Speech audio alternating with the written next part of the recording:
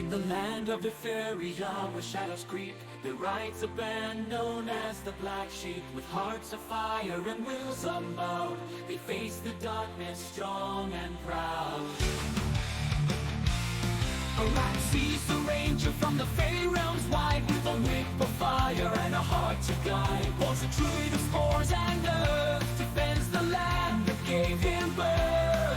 Dustin the fighter with courage so grand, a champion's heart, a steady hand. Old Trent the stalker of gloom and shade, tracks the dark path that evil's made. Wenrysh the sorcerer, with magic divine, bring forth power, a fiery shine. Setish the barbarian, zealous light, rages in battle, a beacon of light. Black sheep, they ride through the night, guardians of hope, defenders of light. From the deepest shadow to the brightest dawn, together they stand, forever strong. Through trials and tempests they never yield, in the face of danger their fate is sealed. Bound by honor, by blood and by name, black sheep forever in glory and flame. So sing of the black sheep, brave and true, in the darkest of times will see us through. With hearts united they fight as one, under moon and stars and the blazing sun.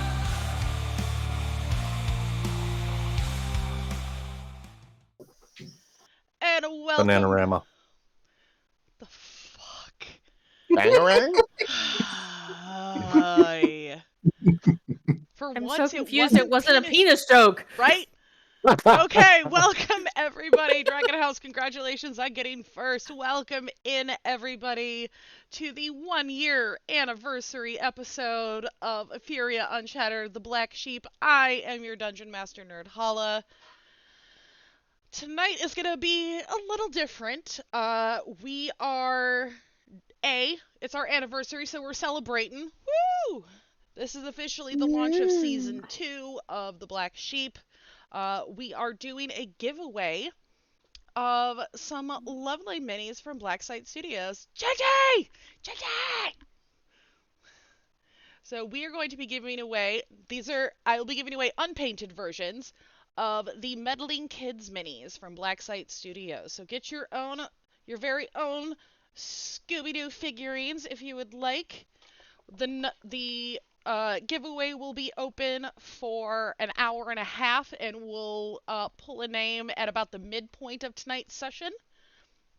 So, I will check that out later. Dragon House, send that to me on Discord if you would. Yeah, exactly, JJ. Exactly. So, let me get the giveaway started. So, exclamation point Black Sheep in the chat for the next 90 minutes to get your name in for these Meddling Kids minis. Oh, I do not. Oh, shoot. I've got those. Yeah, I don't have the sound. You said exclamation point, and I was like, X-Men theme. That's what I want. I was like, right then, go. Hold on. Let me, one second, you guys. Let me get the sound alerts copied over so you can actually hear it. There you go.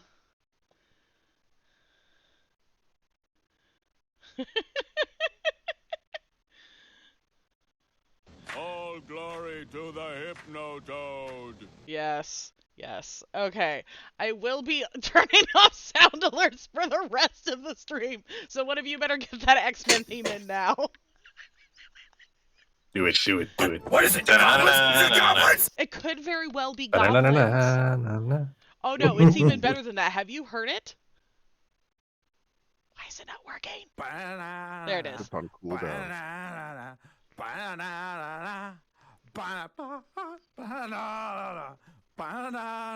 Do it all.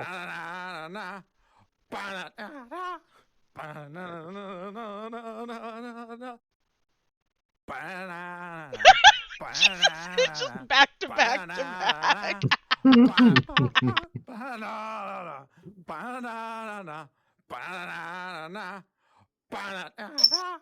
I mean, if there's no cooldown, I've got 60,000 points.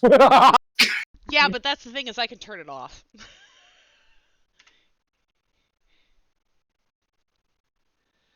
Okay, let's remove sound alerts from... Yes, we're removing sound alerts from this. Alright, so... When last we met, the Black Sheep had made their way through the Feylost, surviving all sorts of shenanigans, including fights with some demons, and made it back to the material plane only to find out that 15 years had passed in Efferia while they were gone. They returned to find the land overrun with vampires and the castle at Nymorn having been taken over by Baccarin. They make it to the Grand Savannah where the Terran Enclave had been hiding out with the Solar Dragon Ralgalathar, with the help of Sasha and Hardihar, had been trying to take care of the survivors. We spent a month of downtime, both in and out of game. So I'd like to go around, and we'll start with Arapsis. Give us a little recap of your downtime, please. Oh, of course. Start with somebody who has just a tiny bit of it.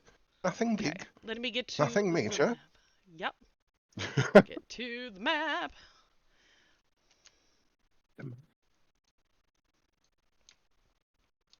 Well, as far as my downtime went, it kind of started in a fiery vengeance.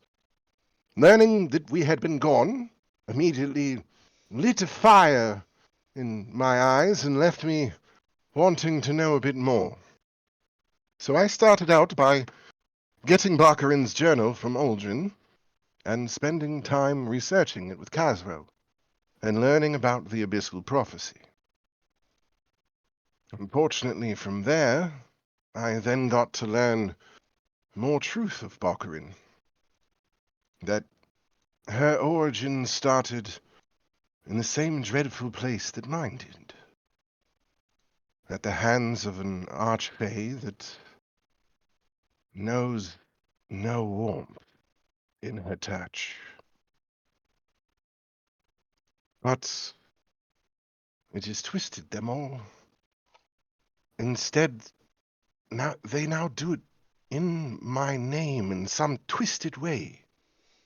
All of these silly choices, moving with this stupid prophecy that I really don't care for to begin with. So, then, spent some time with Wenrysh, speaking with Har, making a sunshine sparkle blanket, and kind of made me realize that Har's been giving a bit more to all of us than perhaps I've realized all along. And then, well, I haven't been sleeping very well. Being back in this plane appears to have opened my mind up to far too many things that want to talk. First it was Baccarin. That I understood. It was simple, lustful. But then it was my father.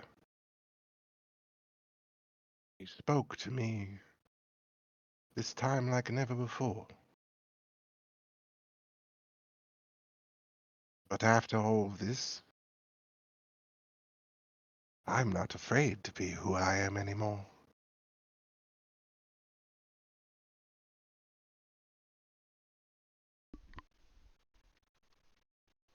Boris, tell us about your downtime.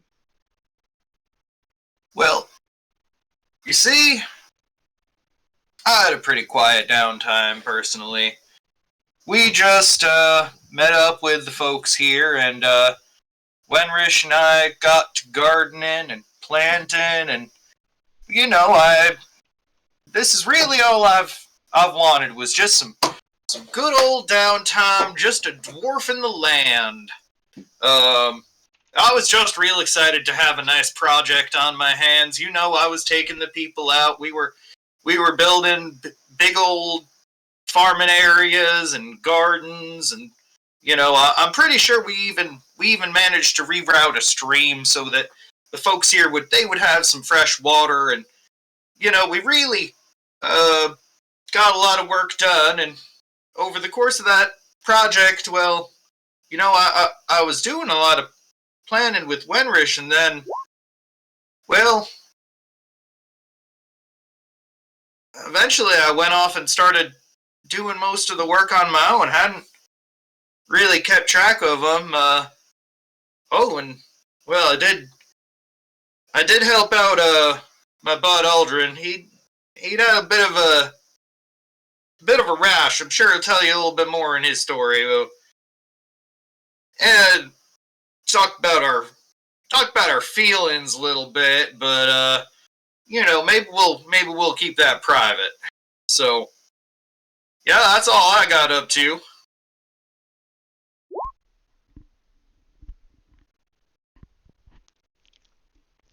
Dustin.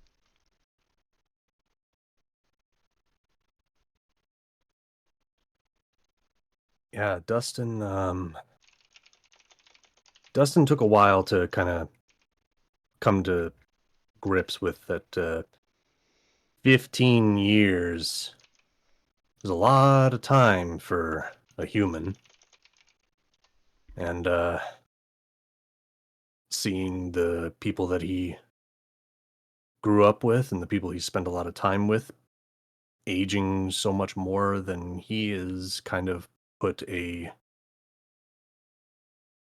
bit of a damper on a lot of his mood for a while, trying to figure out what all was going on, where things stood.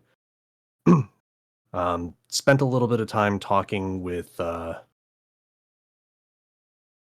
Wenrysh about magic and what that all felt like.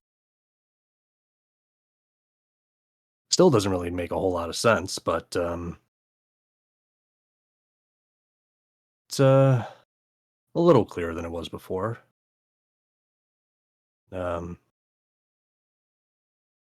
Spent an evening contemplating just the future and what all is coming with Arapsis. Still unsure with them of whether or not fate is a thing, but spending some more time trying to get back the time that he lost with Sasha.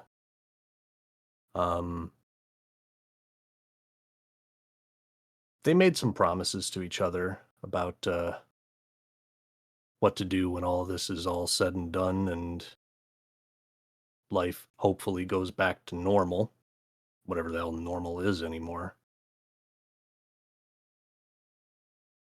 And it's going to be kind of hard being away from her when we're going to deal with all this.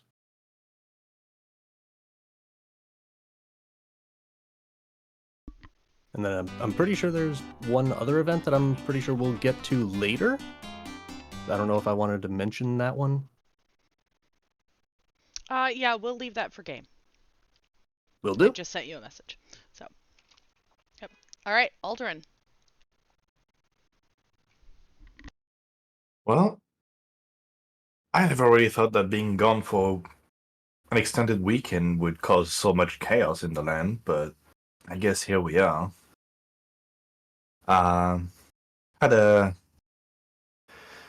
few long talks with Arapsis over things, thoughts on how things will go down as we start fixing up the land a little bit.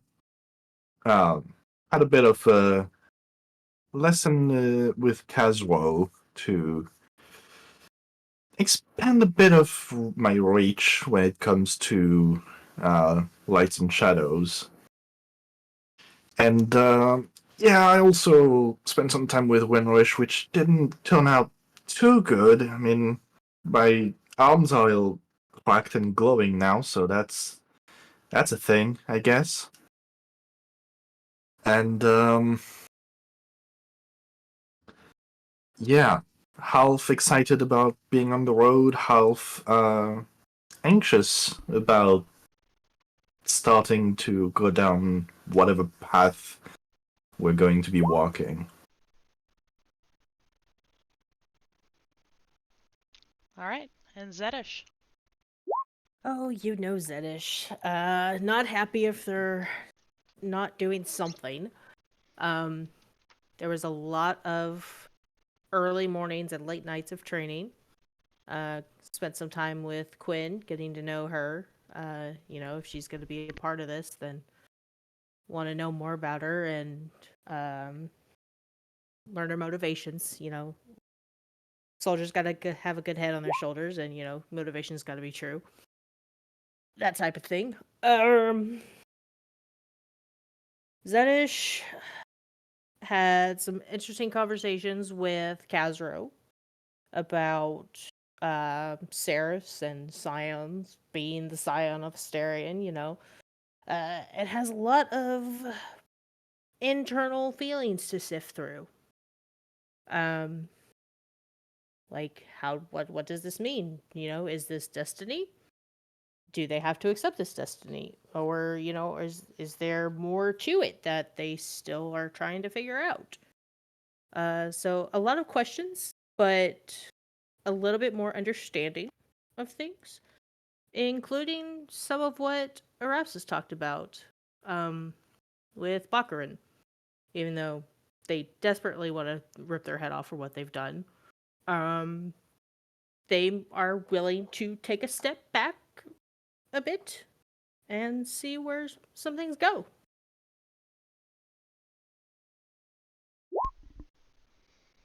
All right, and Wenrysh spent his time during the month off very busy, very busy, tracking down various animals to help kind of propagate a farm and foraging for mushrooms and vegetables with boars. They also he also went to Hardy Har regarding making a sunlight blanket, not only to help the plants grow in the darkness, but also to try and help mitigate the deterioration of your friend Regalathar, the solar dragon. They were successful, and the blanket seems to have some mild restorative effects, or at least is preventing Regalathar from getting any worse. We bring ourselves now. You're gathered around the table in Kazro's tent as he's explaining the existence of the 7 realms and what they all are.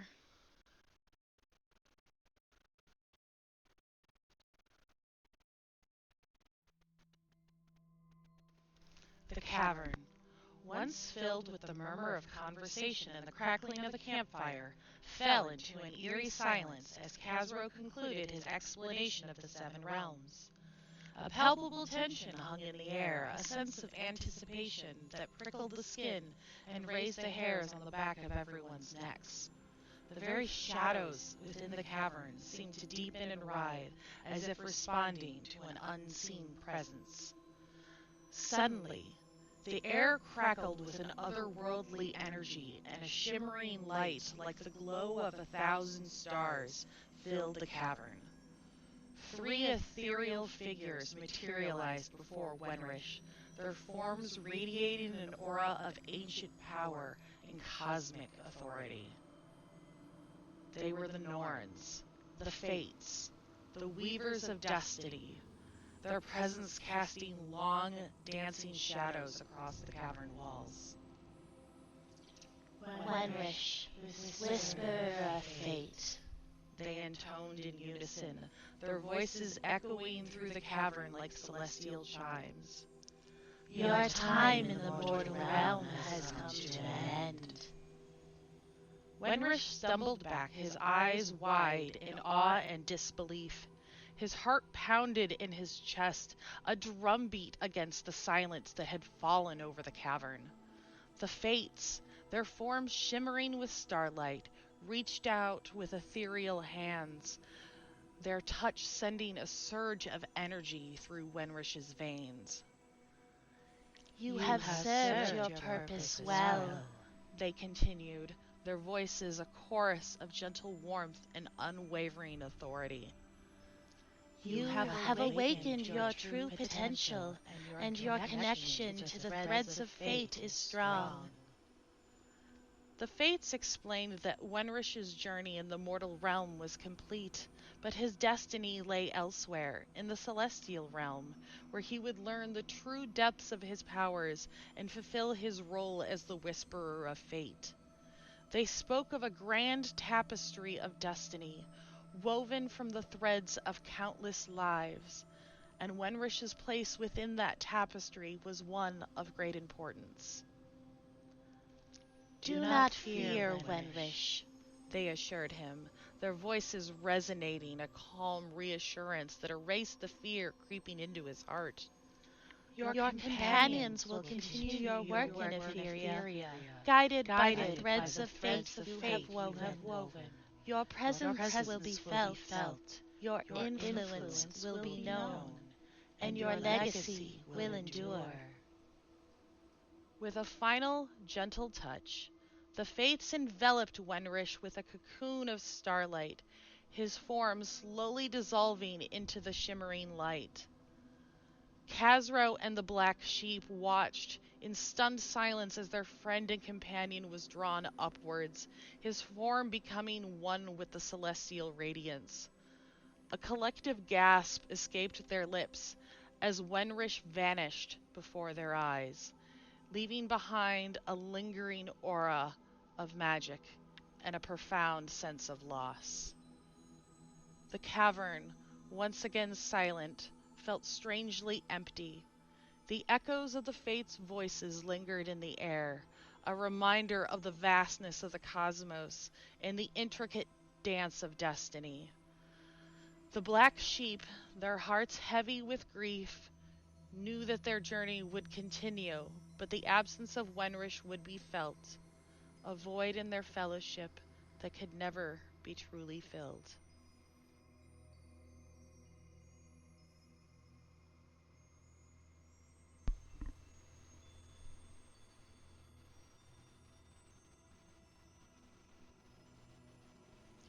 You watch, looking at the space where Wenrysh stood just moments ago.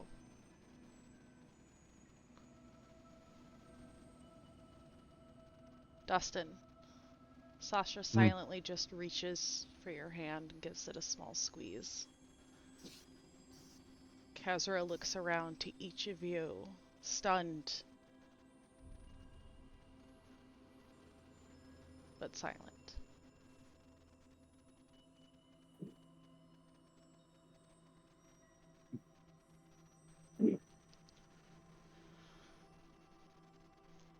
Prophecy.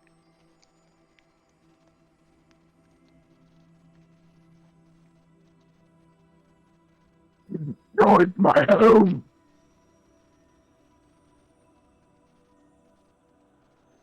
It destroys my home.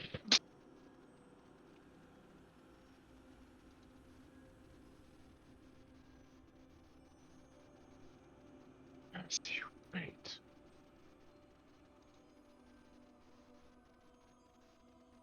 Curse you.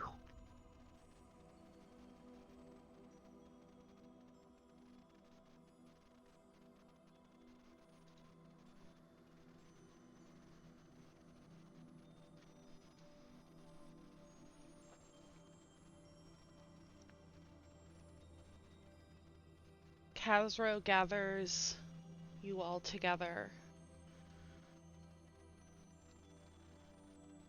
There is Nothing that we can do at this point, unfortunately. Perhaps he'll return, perhaps not, but that is not for us to decide.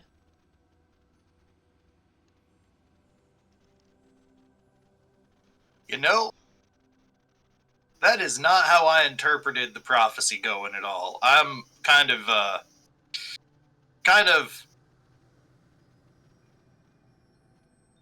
in a little bit of shock here.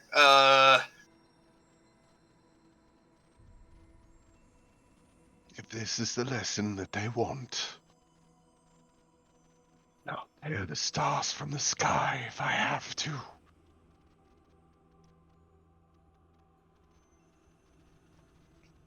Really wish stuff like that would stop happening.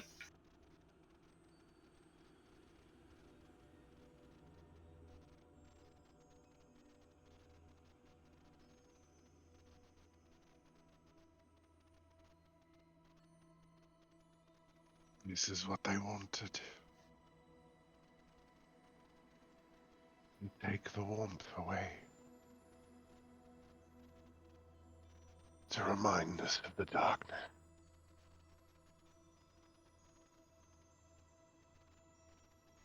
Gonna reach out to Arapsis. Squeeze their shoulder.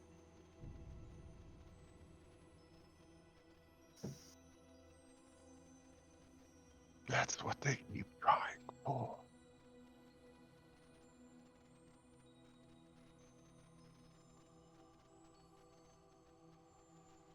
But not today.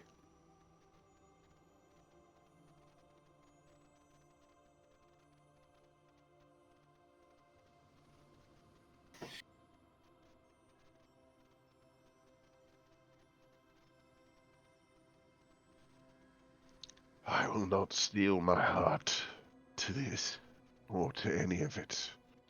I will not turn cold. Not what they would have me become.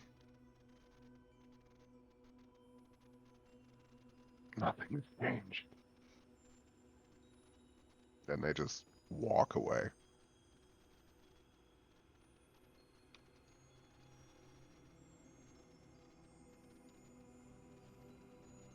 Zedish, do you follow?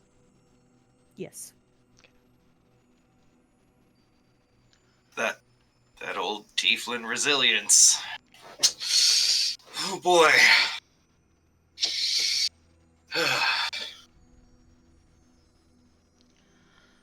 Kazor turns to the rest of you and goes, I think now would be a good time to get some rest.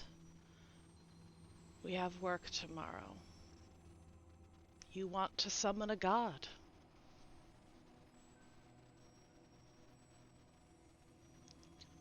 I think we could all use some sleep after this.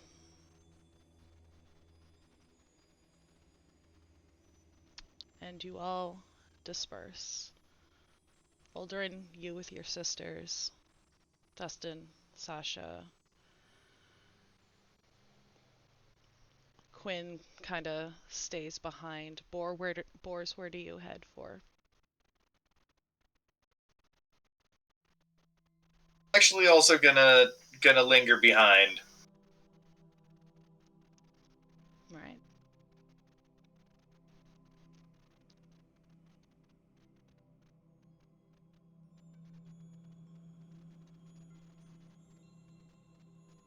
Just kind of moving you around on the map a little bit.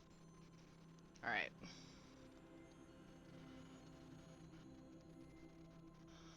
Well, that's something I never thought I'd see in my life. I have heard of the Fates and read their stories, but to be in their presence and Wenrysh. Yeah. Been dabbling in the magical arts probably longer than either of y'all have been around. I think what we just witnessed was, well, if I understand a cosmology. Something else.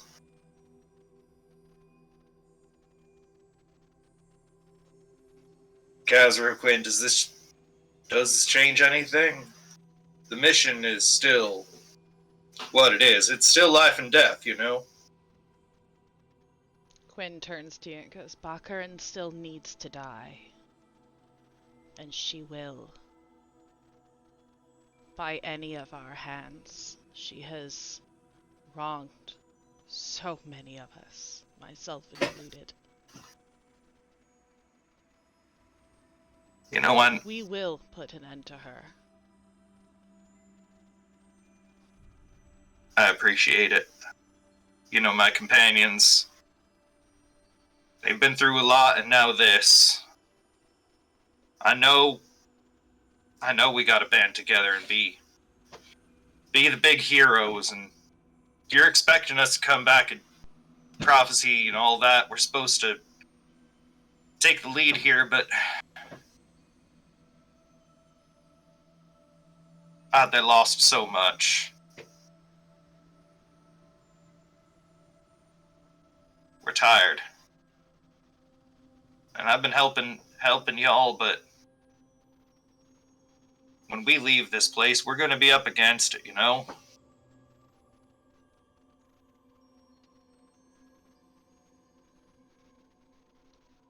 Quinn puts her hand on your shoulder, says, and I'll be there with you. You are not alone. We are not alone. This world is ready to fight back. We just have to tell them we're ready. I know it. Thank you. She leaves the tent. She nods her head and gives you a nod and heads out. And we can cut to somebody else. Alright. Arapsis and Zedish.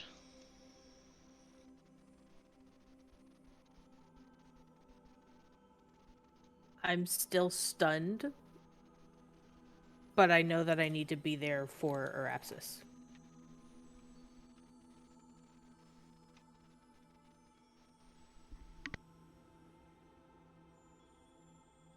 Why do you think the Fates would want this?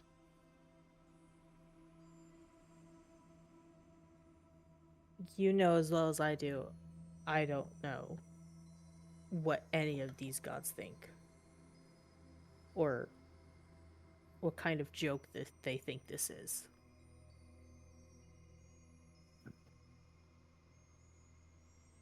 That's...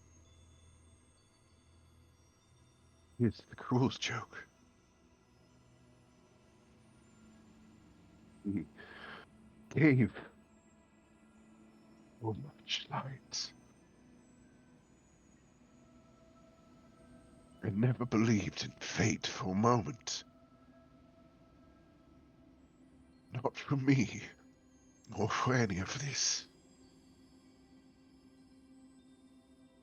And then he was the one to be taken by it.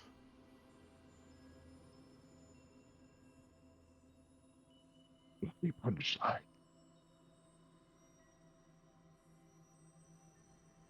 You know I've never really liked the idea of obeying fate. We are in control of our own destinies. And I believe that there is a way in the prophecy for us to shape that. Using their own words. Know what things look like on the outside. You've read this prophecy far more than I have. What are the words? Oh, the words. Well, it's a little heady at times. What is in the exact wordings as Khazro gave them to me? In shadows deep, where darkness reigns, a figure stirs where light refrains. Born of blood and whispered dread, the abyssal prodigy shall tread. From depths below a fiery birth, he rises forth, a force of mirth. With eyes of coal and heart of flame, he bears the burden of his name. And lands of sun and realms of moon, his presence looms a dark monsoon. A trail of chaos marks his path, as nations fall to his dark wrath. Beware the rise of the abyssal air, for naught can quench his fiery glare. Through blood and bone, he'll carve his way, until all bow to his dark sway. And, well, this is where it gets to you, darling. Yet in his wake a glimmer gleams, a light that breaks the darkest dreams. The scion of Asterion shall arise, to quell the darkness with sunlit eyes. And this is the part that I find particularly interesting.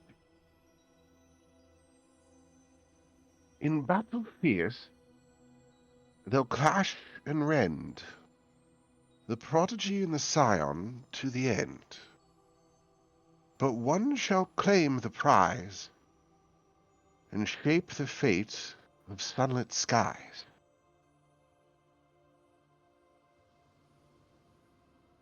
That's the part that I very much wish to say.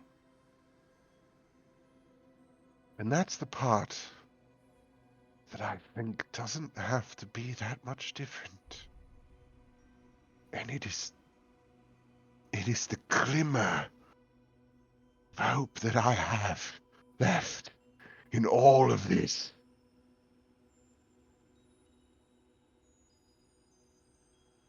That's what our dance looks like.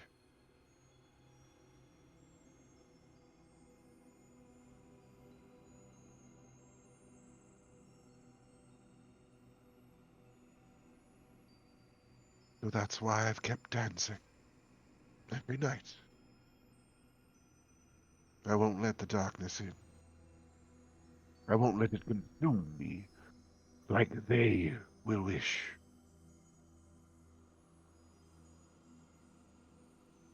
I'll do this with a laugh, with a smile, and I will never forget.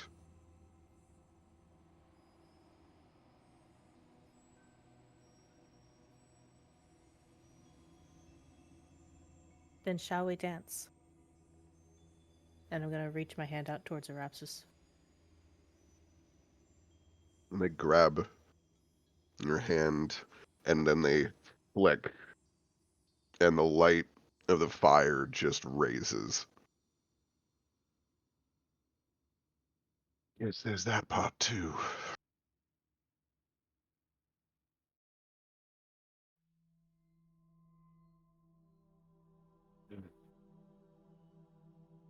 Tonight, our hearts will be the beat that we follow.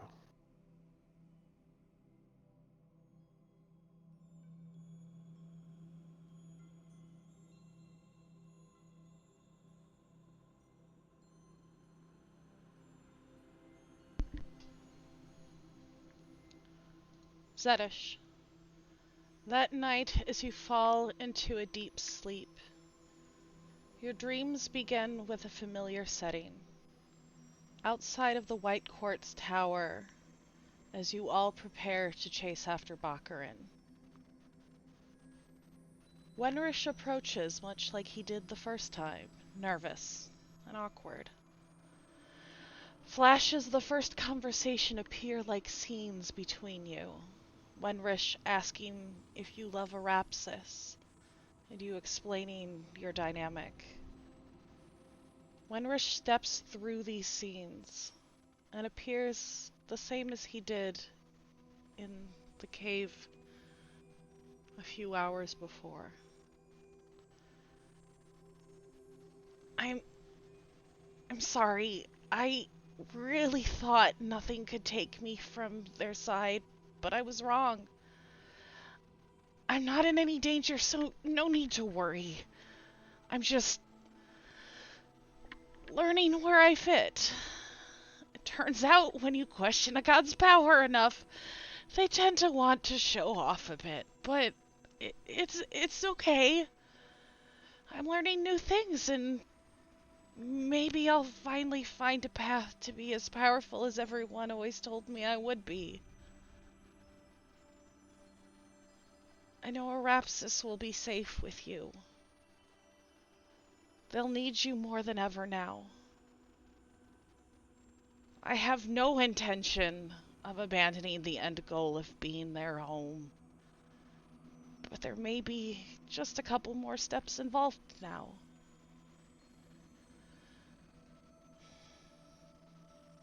Good luck with what comes next. And the dream fades, and you fall back into a deep sleep. Aww. Aldrin,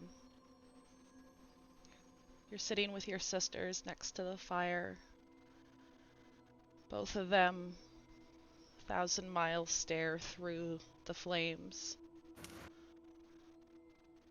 Tears in their eyes. Each holding your hand on either side.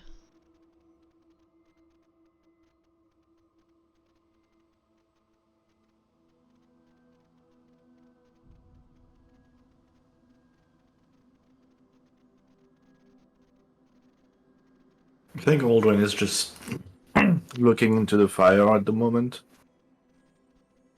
Kind of thinking about like what's happened so far, like everything that's been going on. And also because always how he thinks he's just thinking about like the plan that the Black Sheep came to, like, you know, the destinations we're gonna take, different things, kind of pushing away at the moment the thoughts of like Wenrysh just disappearing after being taken by some kind of godly entity or something, and like his father being either dead or worse somewhere out there, and he's just thinking of all the possibilities of things that can happen down the road until we finally get to Nymern and put an end to this.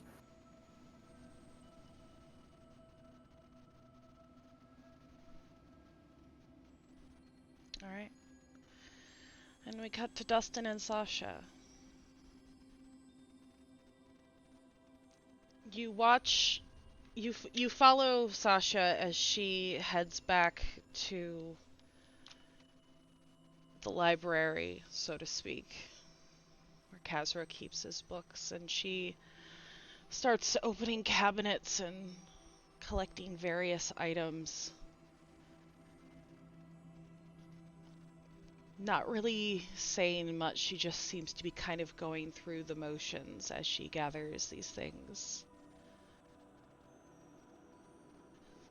She and Kazra had explained previously what they needed for your ritual to try and summon Mictal, the god of death. She's gathering what's available.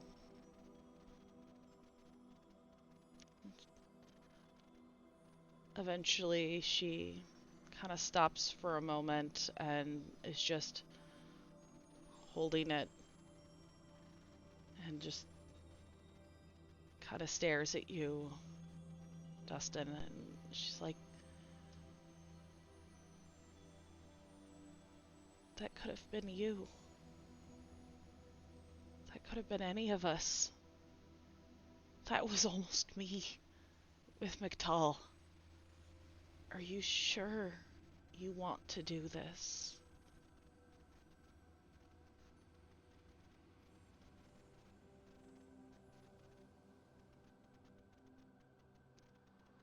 I have no idea. I have no idea if it'll work. If it does work, no idea if they'll be willing to help. If so, no idea if what they provide will help. But, I mean, if we're talking interrealm, extra-worldly, extra-planar, crazy power, at least having someone who, at the very least, isn't,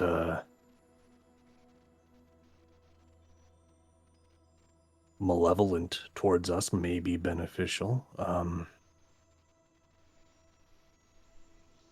He seems to have taken a shining to me, I guess. I just hope that,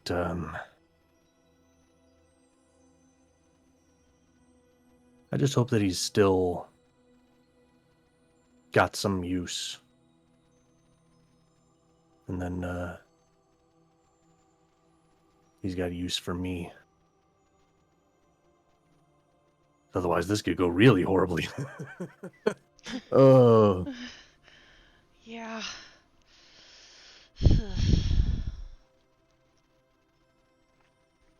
But fate.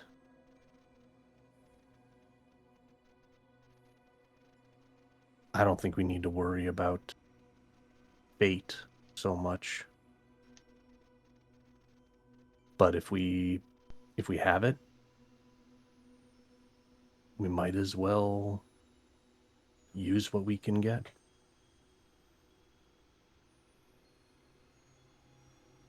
Speaking of which, do you need me to help you carry any of that? I've got 2 empty hands right here, so... Oh, yeah.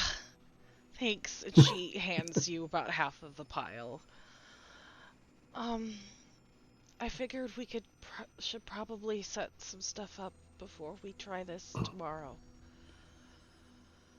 At least just get things ready. Yeah. I'm feeling restless, and I'd rather keep myself busy than worry. I've done enough of that for 15 years. Yeah. Almost feels like it was, just last month. Yeah.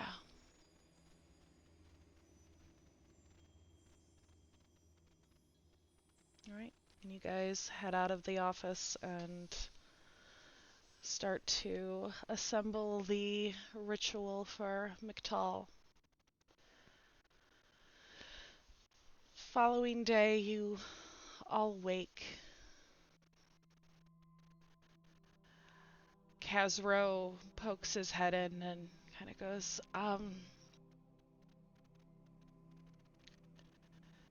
do any of you...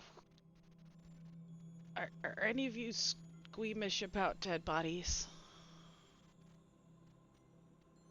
I've made enough of them. I shouldn't be. My Okay. best friends are dead Yeah. bodies. Okay, 'cause, Some of our worst enemies are too.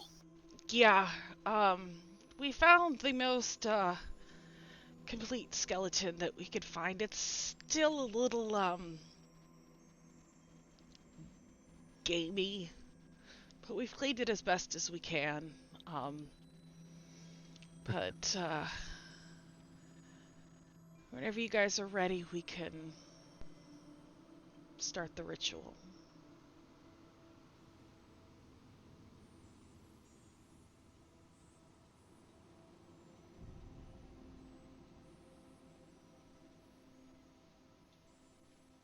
Well,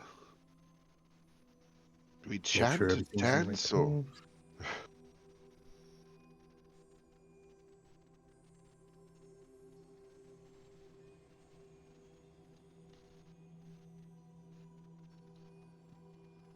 As Khazro and the others futz with the skeleton effigy they were using to commune with Mictal and the ritual Khazro found and translated, Dustin, your attention wanders.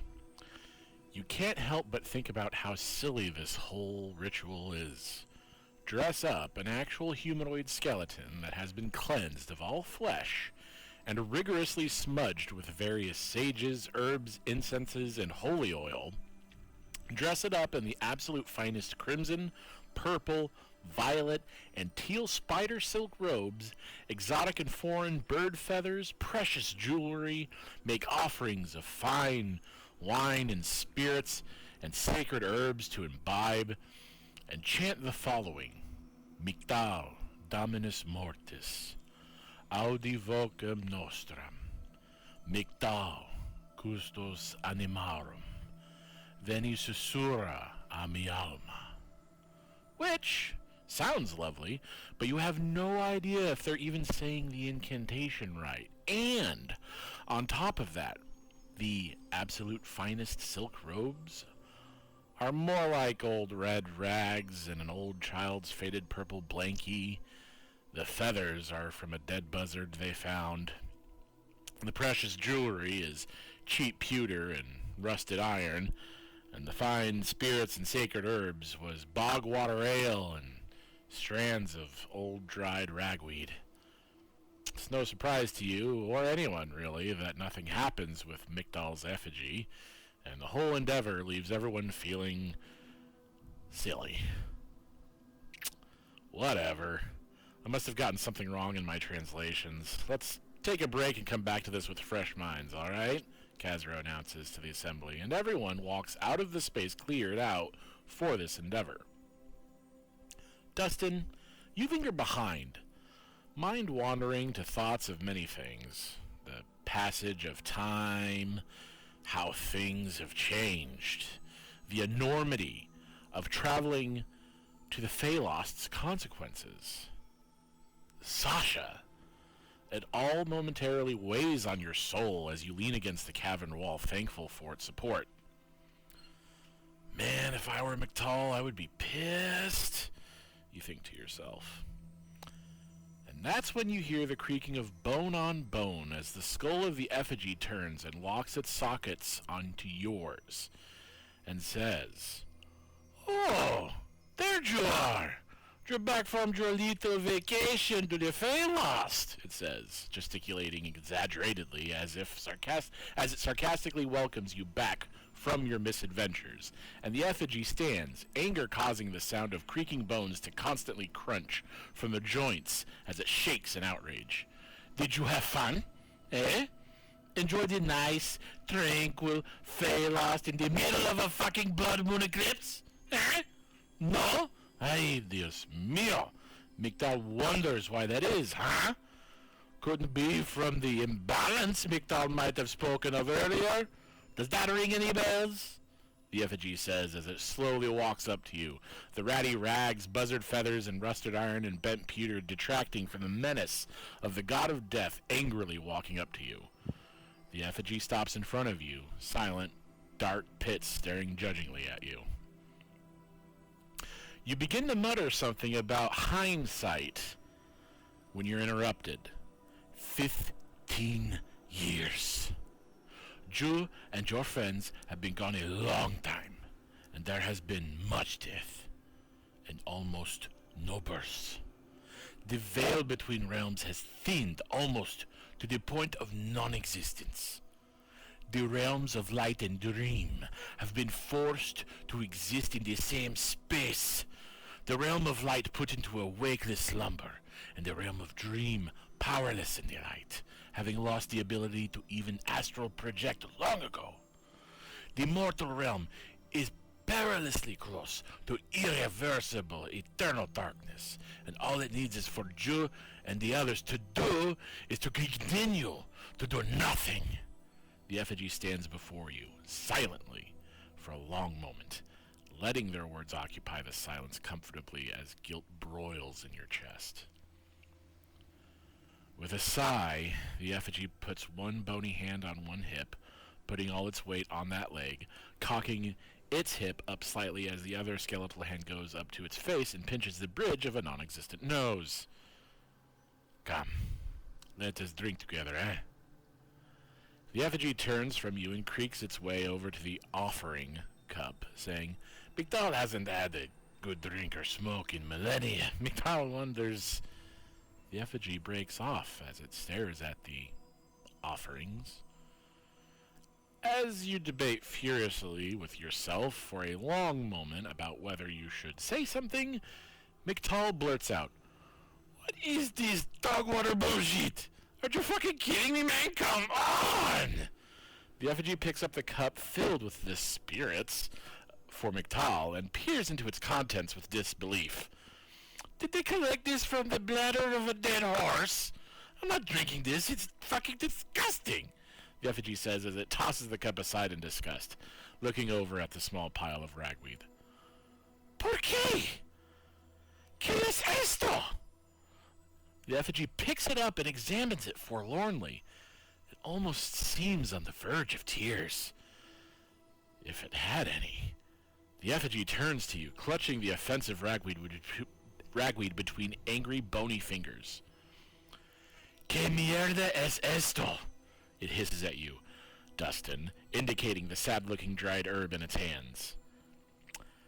As you try to puzzle what the hell the effigy is saying, it's no language you've ever heard of, you mutter something about, it's all we could find. And Mictal calms, lowering its hands to let the ragweed slip effortlessly through bones.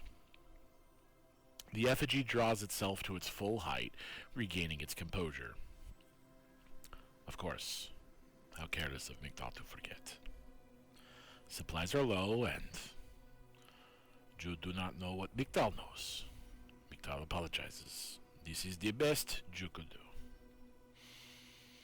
The effigy then snaps its fingers and apparates a lowball glass filled with ice and an amber-colored liquid in that hand. Then snaps with the other bony hand and a thick brown cigar apparates between bony fingers, already lit. The heady, powerful, skunky scent hits your nostrils as the effigy takes a long drag on the cigar, the smoke you can see collecting into two long-shaped clouds inside its ribcage, and then holds its breath. The effigy appears to consider you for a while, doing nothing but holding in the smoke. The effigy sips from the glass, the amber liquid flowing into a non-existent mouth and held there, sloshing from side to side by an unseen tongue. With an audible gulp, the liquid disappears down the esophagus and into the ribcage, all very disturbing. The effigy opens its teeth slightly, and the smoke begins to slowly drift up its non-existent face. The journey ahead of you is now all the more dangerous for your errors. The cancer has spread and taken deep root. The only one who can really talk with you is Mictal, and that is because death, the effigy gestures all around the two of you, is everywhere these days. There's much you do not know, and there's little time for you to learn.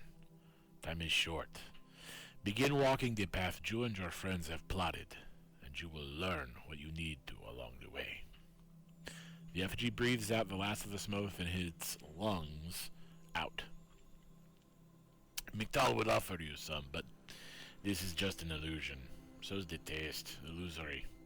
Anywho, the effigy sits where it was before, the glass and cigar clutched in its bony hands. Go to the Marshals, agents of death all, and take up the gun and mantle of a marshal. He pauses, taking another drag.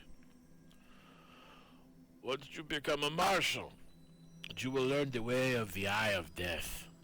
This will be most helpful on your quest. And remember, death is all around you. And you, it says, pointing at you, can speak to the dead. Mictal gave you the skull, remember? The effigy takes a big swig of its drink, draining it. It tosses the lowball glass over its shoulder, the glass shattering moments later as it stubs out the cigar.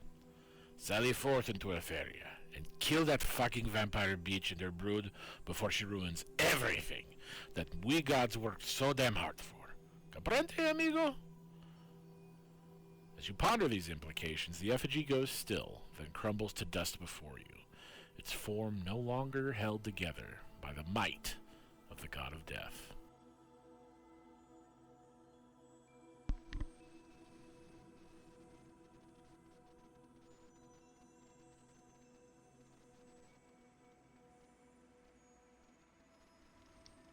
Dustin, you sit there for a few moments,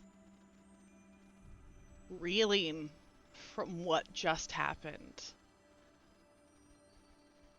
contemplating everything that he just said, when you hear a set of footsteps behind you.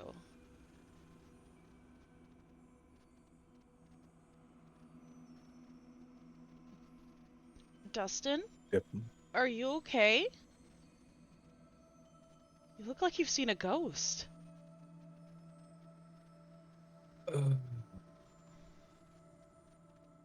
You could say that. I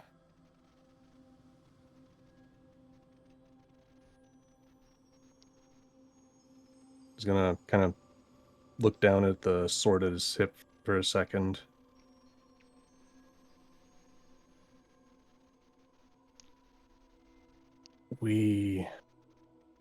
We should get everybody together. We need to have a bit of a chat about where we go next. Okay. I'll gather the others. We gather promptly. The bat signal. There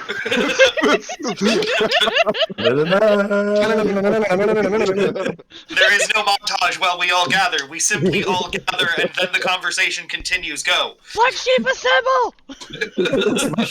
Everyone's here. All right.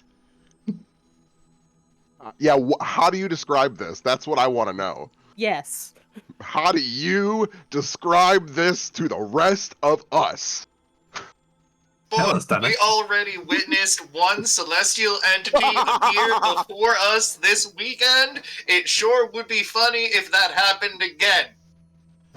We watched something terribly, celestial happen. It's not like it could happen again, right? Twice in one weekend, impossible. Hey, Dustin.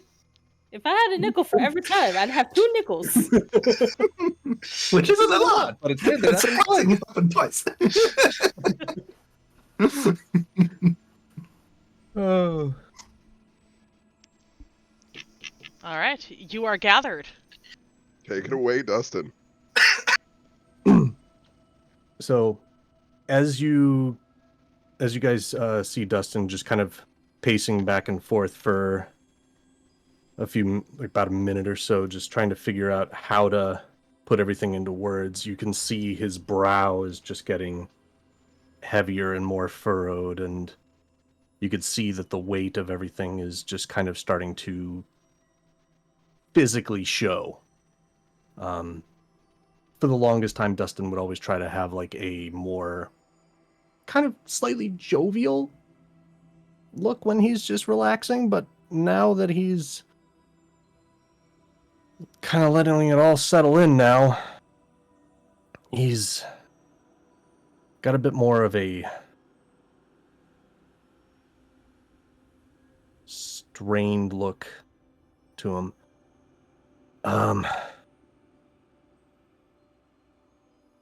So, I know you guys may not believe me when I say this, but,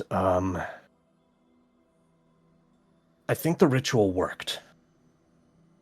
Either that or I am completely losing my mind. Yeah, I just had a conversation with a skeleton with some weird accent that I've never heard before in my life.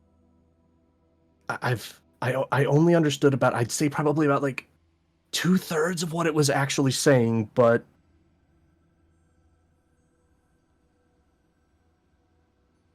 Like the ritual worked. That's usually how it is when you talk to a god. So this was different than when you were talking to the trees, yes? who was talking? Oh, yeah, oh, the trees. Oh, no, fuck the trees. Actually, Fuck those trees, the ritual man. clearly didn't work. I'm pretty sure Dustin's just losing it. I'm the one that Yeah, usually I'm has not- memory problems. Yeah, I'm that's not right. I always came saying for the Dustin. note keeper.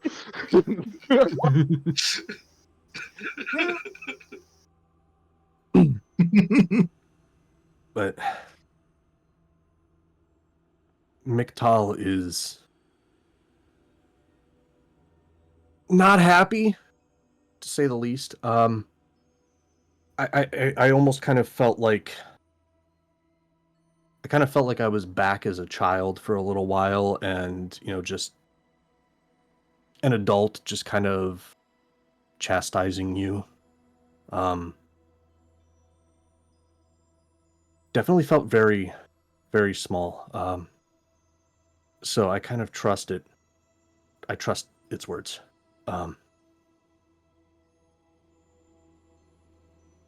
We really, really need to put an end to this sooner rather than later. I don't care who is the one that finishes off Bactal test there, but we really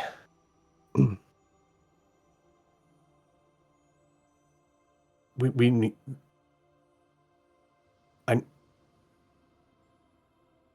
wherever we go after this, I think the first stop needs to be the Marshals. That was the first thing that Mictal gave me. And I think I may need something a little bit stronger than a sword.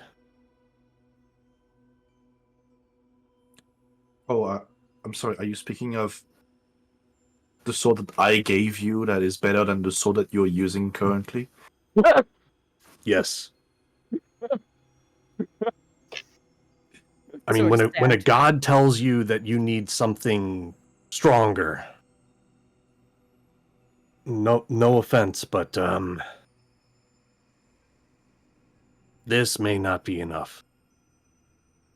Well, we've got an old dwarven saying, and that is that when a god appears to you and tells you a specific objective and destination, it's generally in your best interest to do that thing. A little piece of wisdom for you there from your old Uncle Boris. That's a very specific saying. I have to apologize, but I have to say that I do not quite agree with that one, because unfortunately we may be dealing with slightly different gods. Yeah, but the I know dwarven this gods are all line pretty very chill, well. and most of the druid gods are pretty chill, and I trust my gods, so if my god showed up to me and gave me a specific task and destination, I'd be all for it. So, follow your heart. That's all I'm saying. Well, boy, look at it this way. With this wonderful little pantheon thing we just got, it seems to highlight you being a part of the Feywild. So I get a feeling we'll be back. What do you say? Oh yeah, I'm looking forward to it. Ooh. But at least we know that Mictal has about probably more disdain for Baccarin than we do. So, Surprising. So willing to Yeah. help was the overall message, yes? in a sense that they gave us some pretty, I feel like pretty solid advice. I don't know if they're really going to do a whole lot for us, but at least getting us closer to our goal has been achieved. But Well, Magic is weird. Easier way for you to talk to them than just this? Do you have like a prayer symbol? I mean, I guess I could try talking to the skull and see if it eventually allows me to have some kind of communication with them. I mean, the ritual itself, I don't know. A bloody thing this entire time? I don't know how magic works. I've never been able to do any of the stuff that you guys do. I'm the guy with the sword. Literally just sleep, sitting, touching it. That's it. You just sleep touching it. Oh, I don't even touch it. when I'm Does sleeping. at any given point in time over the past year that we've been traveling together, or the last month that we've all kind of been hanging out here gardening, you could have asked any of your friends that know anything about magic, hey, how do I attune to a magic item? Well, I think I How many think times I've have we looked hung into out this and thing. I mean, I think I don't know how this thing works. All I know is Chad anywhere nearby? Yes, you turn around and Chad is right there. Dustin just like whips around and points at Chad and just goes, "That thing is a lot bigger than it's letting on. And that I didn't see before I had this skull, so the skull has to be doing something." That's absolutely what she said. And Chad just looks at you and goes... just gives you a big shrug. Chad's a gaslighting motherfucker. Boy, it sounds like you got wizard vision now. Well, yes, this sounds magical. Good Yeah. news, the god that gave it to you seems to be willing to help. So, sounds like tonight you're going to be sleeping touching a skull. It's a little unsettling, but But at least, after this, then maybe you can just pray once a day or some benign thing. maybe. It said that... So Mictal said that I could talk to the dead. Is that anything that you guys have ever heard of before? Like talking? Talk to the dead. Yeah. I kind of do it all the time. What do you... Yeah. Well, not in a sane way. Yeah. I mean, I know Darudic rituals to talk to the dead. Yeah, it's pretty commonplace. That's cool, though. Sounds pretty neat. We Yeah. should talk to the dead together sometime. That'd be awesome. I'm glad I'm not the only person that has that power. So maybe, I hope it doesn't come to this, but if we end up in a fight with something that leaves a corpse that can, or something that was able to talk to us and leaves a corpse behind, maybe we could try talking to it. See how that works. I mean, I don't know if Mictal will speak through it or if it's going to speak. I don't know how any of this is going to work, but... So let's just avoid breaking jaws off for a little while. Good call. So we might be digging up more dead bodies, is what you're telling us. I don't know. I'll how I feel prepare about digging them sculpt up. earth. Get the shovel. We've got questions. I'm gonna need They to look hopefully into have the new answers. item crafting rules, because I've got a feeling I'm gonna need to know more cantrips. Kazra turns to you, Dustin, and goes, "That could be useful back where the Enclave used to be, should you find yourselves in that direction. Not required, but it could give us some answers to what happened to turns to Aldrin, your father."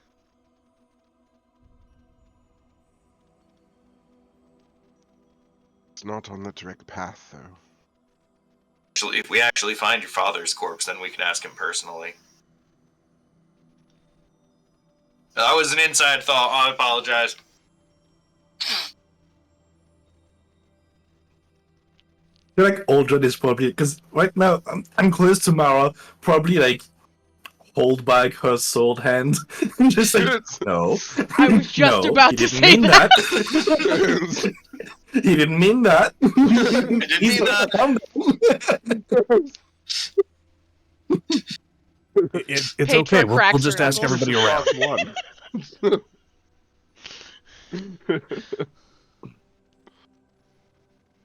Well, I leave that to you, Aldrin. It's not on the way to the capital. You know that. The opposite way, already. Yeah.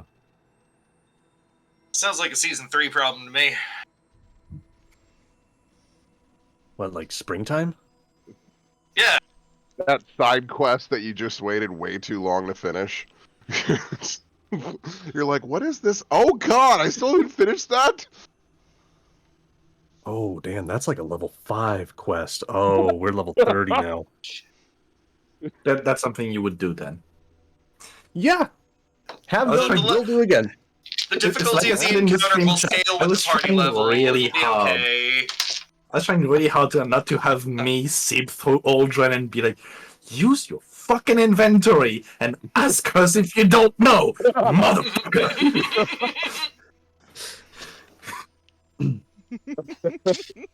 Hey, look, it's a magical skull given to me by the god of death in a vision that only I saw, where the goddess of the moon intervened, and to be fair, that was only like Wait.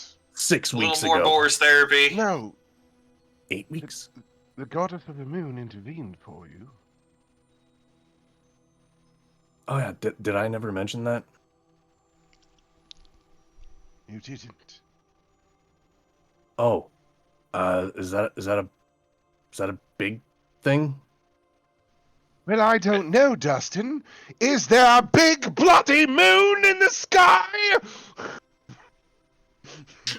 I mean, this happened before the moon thing, But it means you have a connection. didn't it? No, wait, yeah, we were on the way, yeah. Yeah, this was like right Everyone about is the going same to time. unknowingly mimic Mictal for a second there with the whole like hand on the hip and like pinching the bridge of the nose. Like, this motherfucker. Now, Yeah, no. I'm new to all this magic stuff. Yes. We're now not. when the god of death gave you the power to speak to the dead, did he say that power was to go and kill Baccarin, or was it to go and take a side quest to solve your daddy issues? See, when you're dealing with these divine beings, you gotta take them seriously, because as we've just seen, when you don't obey the divine beings, sometimes they show you up and extract you bodily into the heavens. My entire divine issue is daddy issues. Right, so we're already dealing with daddy issues over here. Everybody got daddy issues. We're the party that's just the Bard's kids.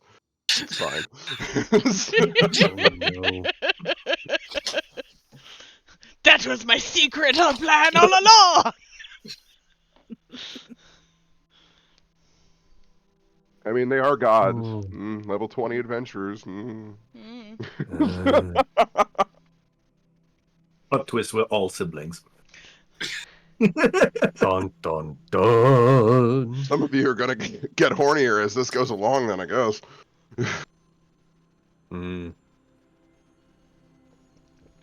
So, all of this, I guess, just sounds like we have to continue the path we were already planning on, which I believe the Marshals was actually the next stop, yes? It was, yeah. I believe Yeah. so. So we But now we have No. a specific task to do at that destination. Yes, you have to negotiate, Dustin. Good, you get to walk up and be like, the God of Death sent me. Arm me. maybe This not like will that, go but smashing. with that general intent. No, just that energy. I've got it all in mind. Let's go. well rested, right? We can set out at once. Yeah. Not like we have to wait for the sun to rise.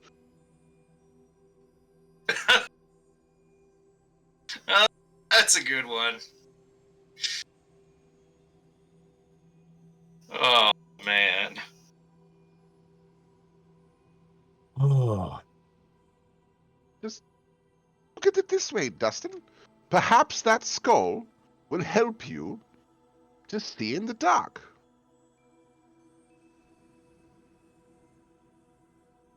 Maybe?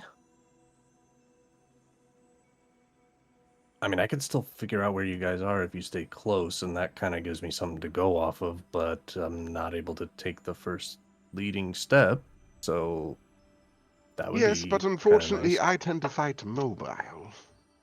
That doesn't work very Yeah, well for that close thing. no. Not But, exactly a group hug. If you just stick close to me, we'll figure something out. I'm, not exactly squishy in a fight myself. I can hold up a map, but regarding leading the path, it's going to be a little difficult for you all to see me. oh, that's where I come in. Well, it's a little difficult to see if there's anything ahead when I have to stay within 10 feet of you. Well, fine. Then we'll take a rest. You will sleep touching the damn thing that the god you just spoke with gave to you personally when you tricked him. Okay, Also, fine. put away your little iron sword. Use the magical sword I gave you.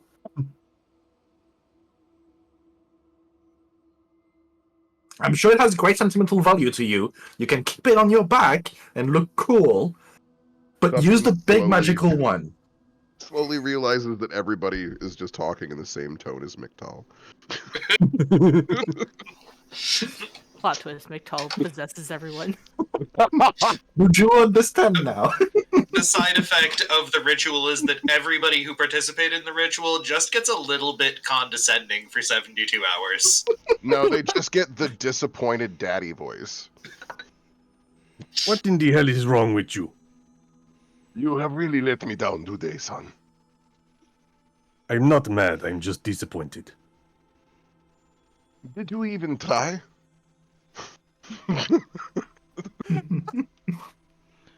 But did you die? All right, everybody. We are going to go ahead and take a 5-minute break. Everybody get up, stretch, hydrate, all that good stuff. When we come back, we'll announce the winner of the giveaway and get into the second half of the session. So we'll see you guys in a few. Whoop. All right, we are back, and congratulations, V. You are our winner. Hit exclamation point claim in chat if you would like to claim your prize of the meddling kids. You, V. It's a V. Congratulations, you have won the meddling kids from Blacksite Studios. Congratulations. Send me your address in Discord, my dear, and I will get those mailed out here in the next week or so. So, awesome! V and JJ, together, they are VJJ.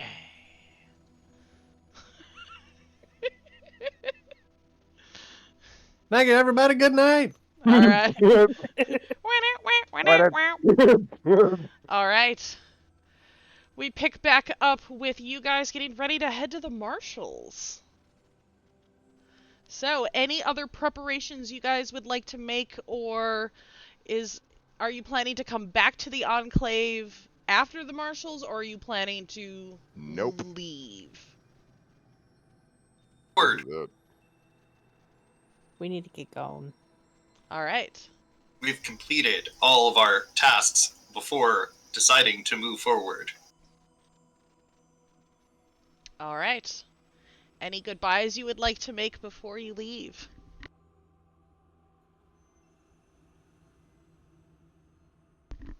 Party hard. Hello! I don't know how to do Honey Ha, so I'm just gonna do it in this voice. I understand. News of Wenrysh has hit us all very hard. I understand if you don't quite sound like yourself. It can be difficult to process these sort of things. Yes, it is. But I just wanted to let you know that we will be back. And I will find a way, one way or another, to return you to what you were.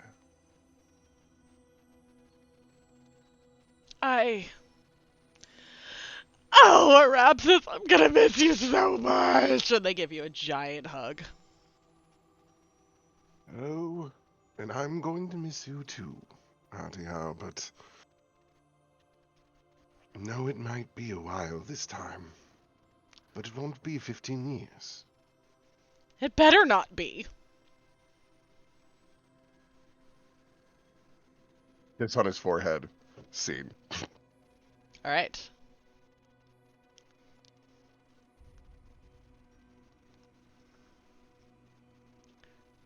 Anyone else? Bye, Kazuro.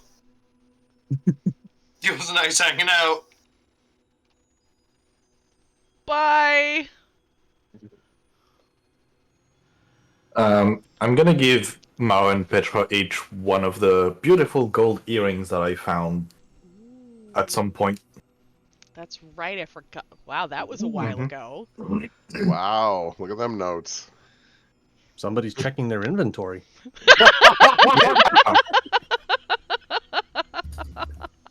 Someone has to. Dad. It ain't gonna be me.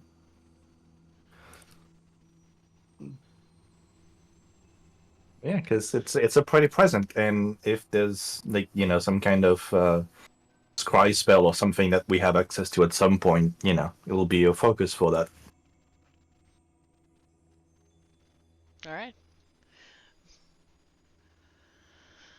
Alright, and Dustin, you watch as Sasha is helping kind of you guys get packed up and whatnot, and she just gives you a wink as she flips your coin in the air and sticks it back in her pocket.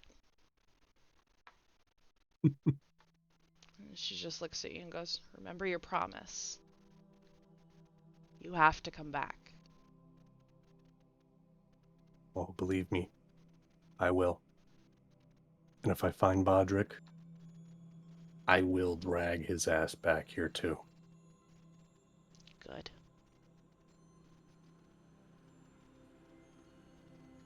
Alright. And Dustin just kind of grabs her and just gives her a real big hug. She returns Take care in of kind. yourself. I will. In the background. There's no other bloody time to kiss her, darling!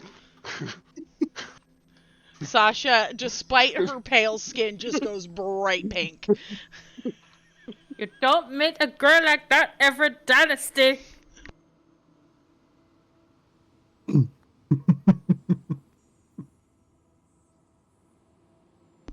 Like we're all at the exit of like the cave and just watching Dustin like. I feel like there's just a montage of Kiss the Girl going in the background. Yep. All right. Dustin just gives Sasha just like a wink and puts a finger up to his lips. Turns back towards the cart. All right.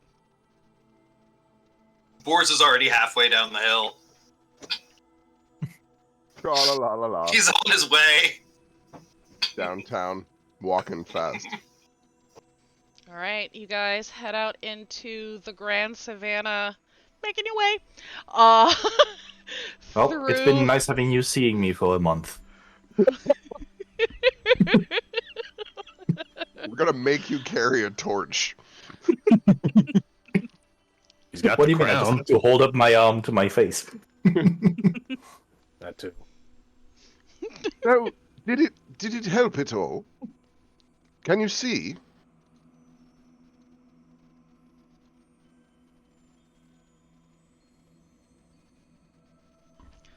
What were you asking? Yeah.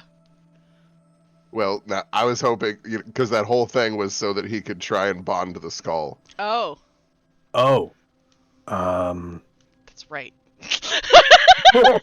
Inattentive ADHD. Things were happening? There was a plan? What? Fuckery was the plan. Yeah. I mean, is it any brighter than it was over the last month? Yes. Things are starting to. Now I gotta look at your fucking character sheet. Things are looking brighter. We need to find another cave so I can test this out. Well, right now the sky is kind of lit with a eerie red glow from the blood moon eclipse. Oh, we're playing Phasmo now. Yup. They stole my idea.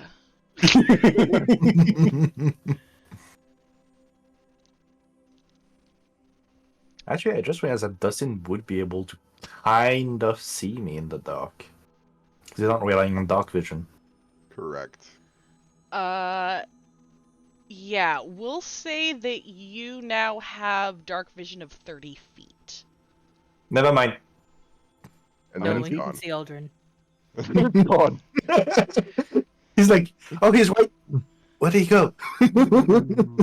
It's the rogue noise and everything, just like Rogue noises. Just a gust from of WoW. Rogue noises. It's Quinn. She's grumbling to herself. Yep. All right.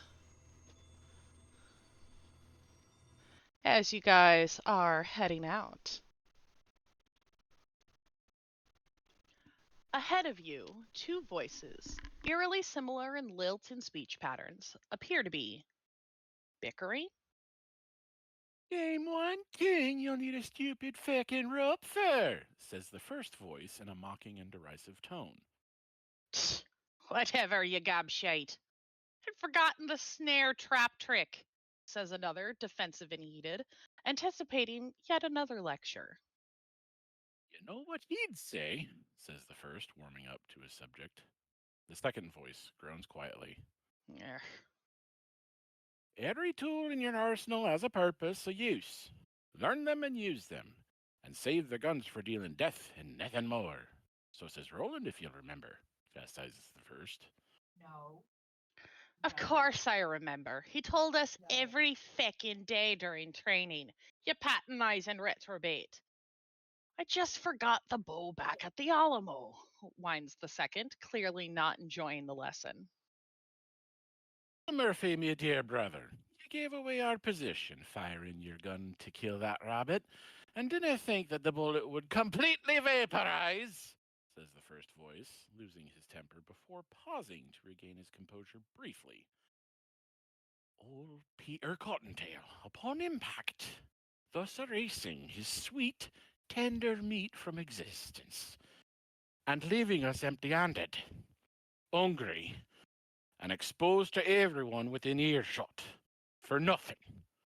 A heavy silence hangs in the air, but before any of you can say or do something, you hear, "You fucking twit," followed closely by the sound of a thunderous open-hand slap.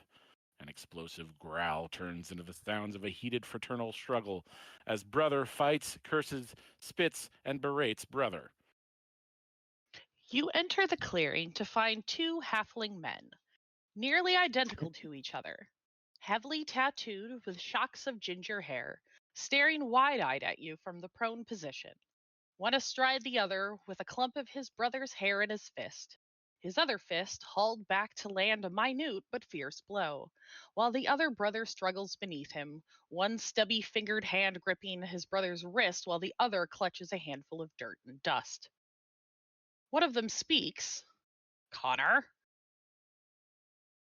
The one astride the other, Murphy, by process of elimination, the one winning the fight at the moment, says, I think your pedantry has cost us our lives, finally. With a scoff, Connor throws a handful of dirt into Murphy's face, temporarily blinding him, while thrusting his brother off of his body. As Murphy curses in a thick halfling accent and rubs his eyes furiously, Connor stands slowly, hands hovering over his hips, where a strange device sits in some sort of scabbard strapped to his thigh with a piece of leather cord. Well then, what can the McManus brothers do for travelers such as ye?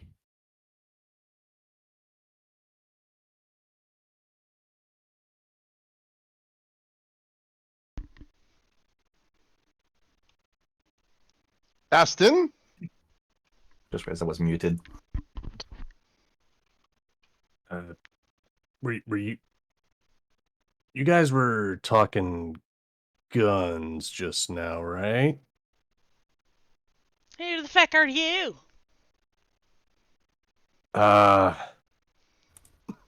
Would you believe a god sent us? Which god?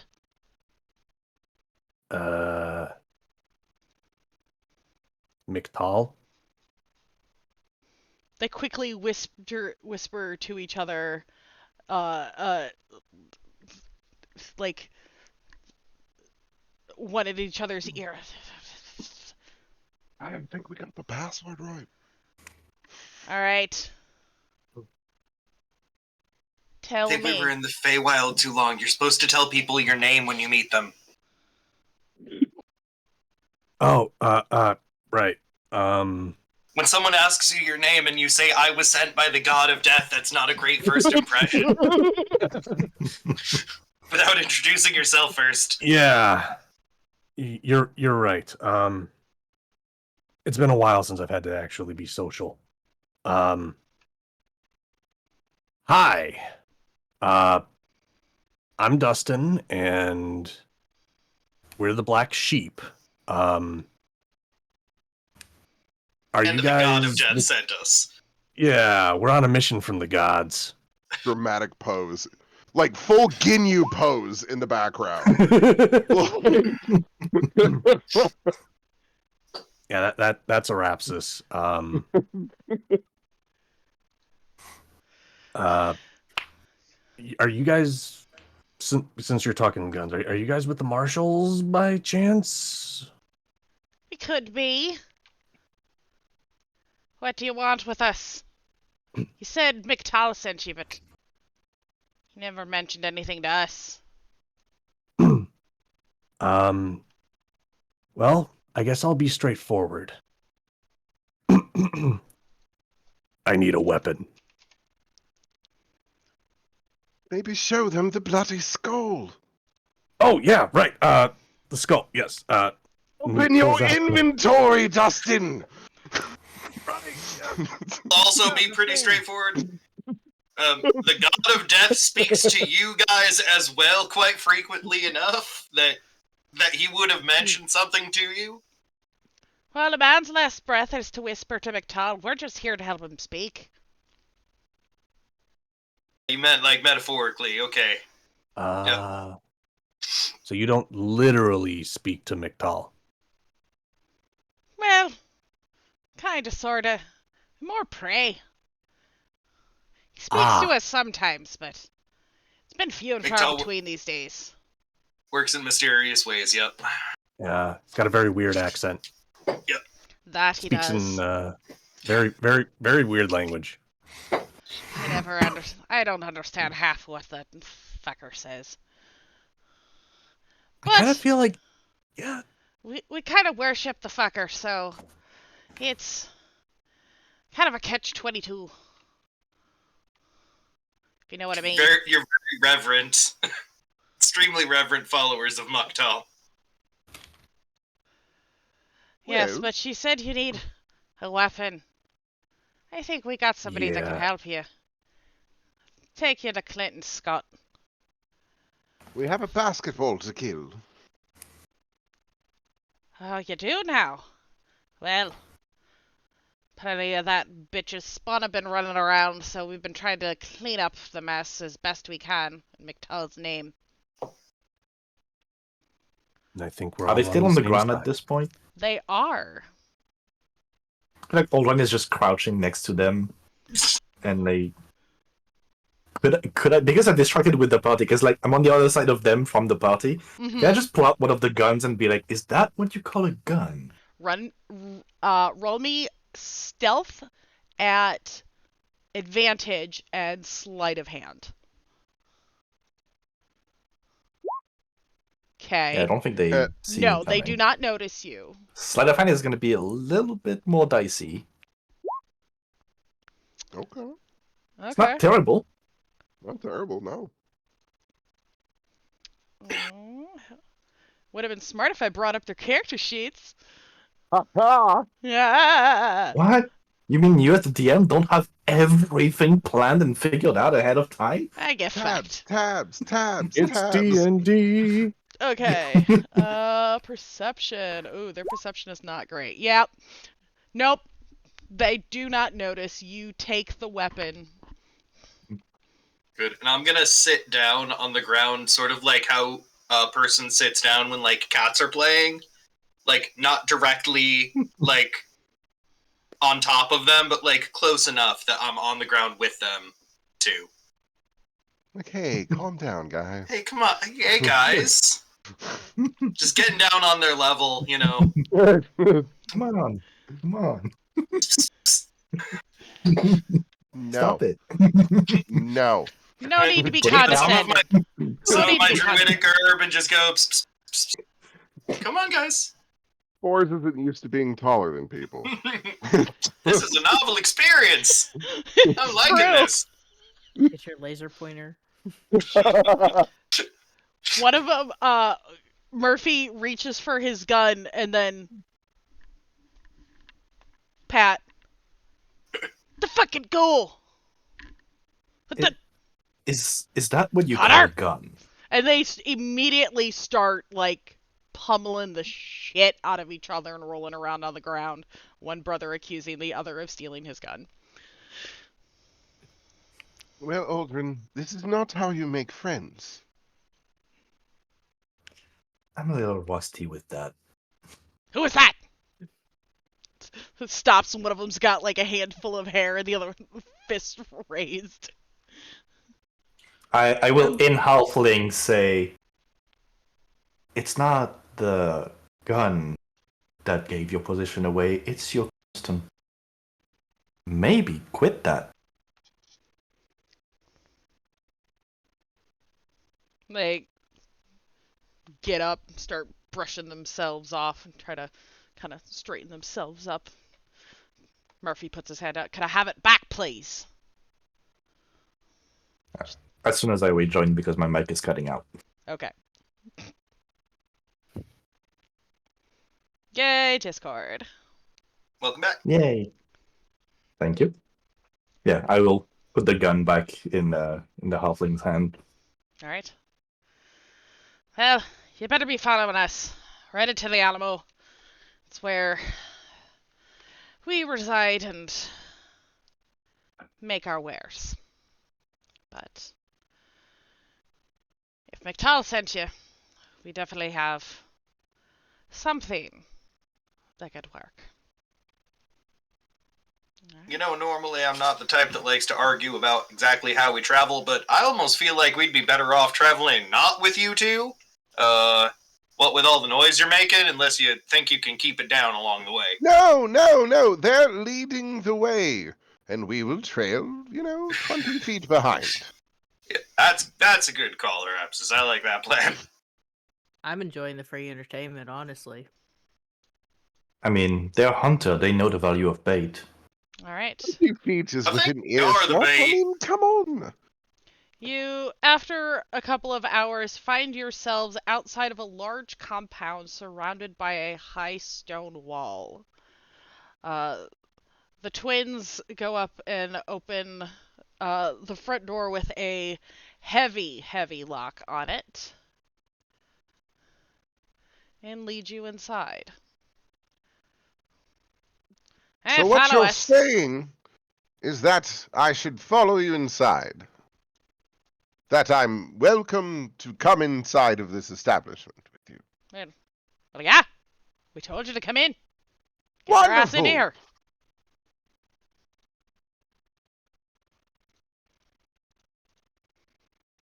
All right.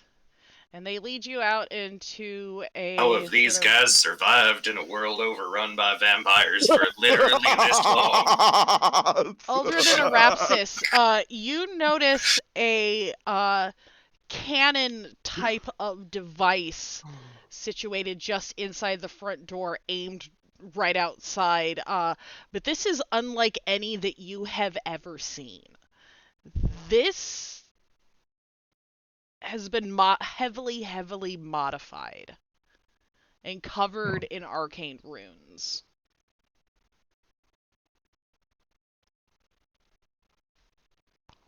I'm gonna observe it as we walk along. Okay. Do the Trying to take runes mental notes on it. look anything like what's on Aldrin's crown? Mm. No. To read the runes? You can certainly try. Give me an Arcana check with advantage. Woo! Let's get you in the room. Well, 16. You can tell that they indicate different elements. It seems to be a chambered cannon, with each chamber indicating a different elemental type. An ingenious piece of magical technology. That looks like a big bada boom. It looks beautiful.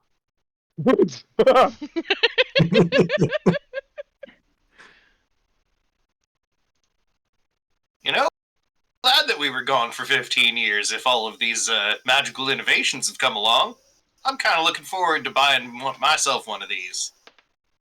Well, I mean, technically, you can just hop into the Feywild and wait a little bit, and those sort of things happen.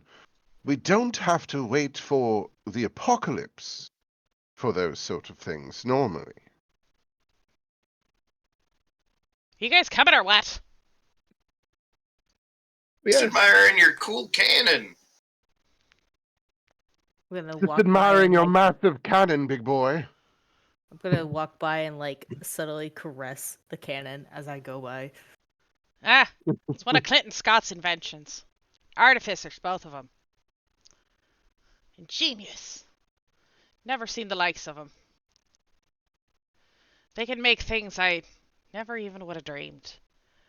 As you guys come out into the sort of courtyard area, you hear horses in a stable off to your right, and you see a figure putting out hay and filling a trough with water. I'm guessing there's torches around at this point. There are not. It's still. Oh. Dustin, I've can you never see? heard of an art fighter. Or do I need to update your token? Oh wait, nope. I need to give you night vision now because you have. Yeah. Ta-da! Ha I could see the cannon. You can see the cannon. It's cannon now.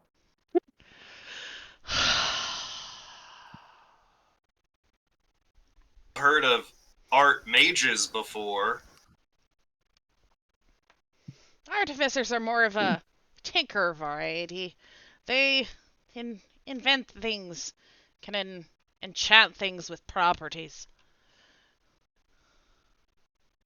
But if Mictal sent you for a gun, they're the ones to talk to. That there, that's Dean. And he points to the gentleman baling hay. Hey, Dean. Tips his hat. Those are the Winchester brothers. His brother Sam's around somewhere.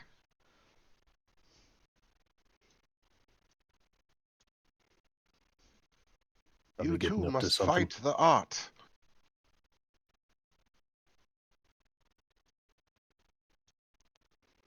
Alright, and they lead you inside to a long table And they quickly open a door to the right. Clint, you got company. And a tall gentleman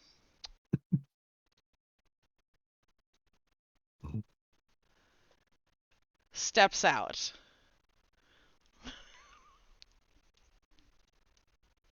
Please tell me he's on the east side of the map.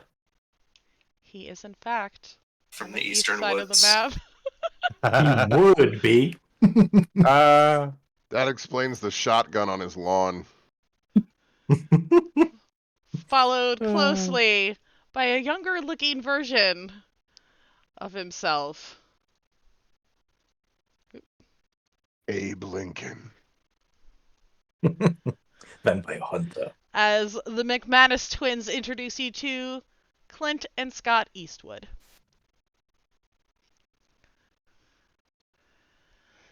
What can I do for you? Well, first have a glass of water, and perhaps hydrate. Your pores look like they've never seen water.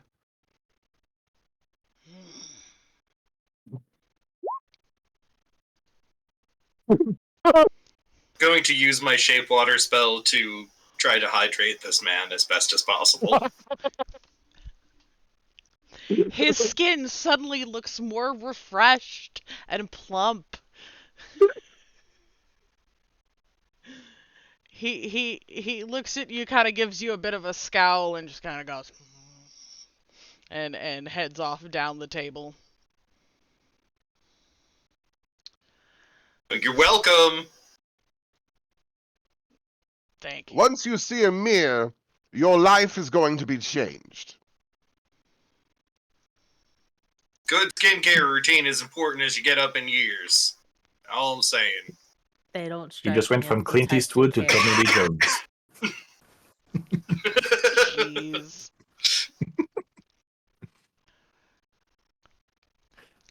Are there lights at this point? Yes, I just forgot to put them on the Okay. map. There's candles that's fine. across the table. Yeah. The old one just operates in the door. Walks in. So, you're looking for a gun. These are the men to talk to. Clint pulls out a notebook with, like, it seems to be like a grid paper of some sort, and gets ready to start sketching. So what do you need? I'm not entirely certain what would be best. I Well, what are you all I planning was to told was do they need with a gun. it? Yeah, Kill you a- with the beard. Would you be able to make any kind of device that could say, and I pull out my quarterstaff, launch this in sort of a giant crossbow? I mean, I could, but I'm not sure you got the strength to carry it. Man, well, that was my only plan. That'd be a lot of wood. Yeah, It would be. sure would.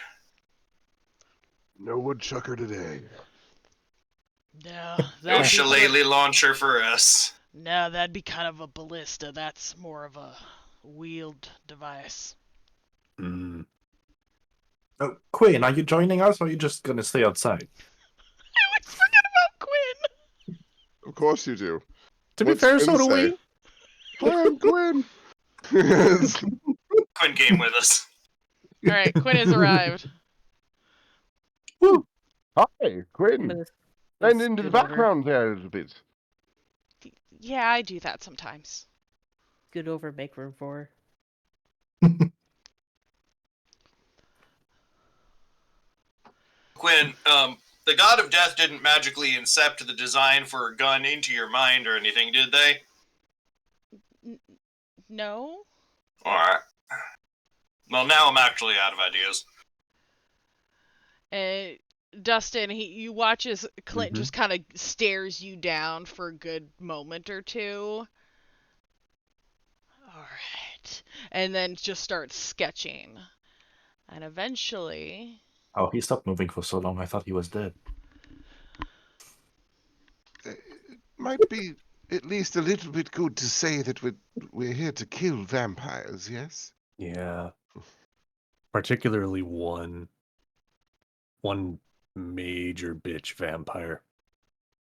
Probably the There one might be everybody more else along wants to the kill way. too. Yeah. But sometimes, Hmm. break an egg, make an omelet. I don't think we have to be vague about our intentions to kill Burt Bacharach. all right. So he starts to sketch up a weapon, and after several minutes, turns the That's the pad around and weapon. shows you this.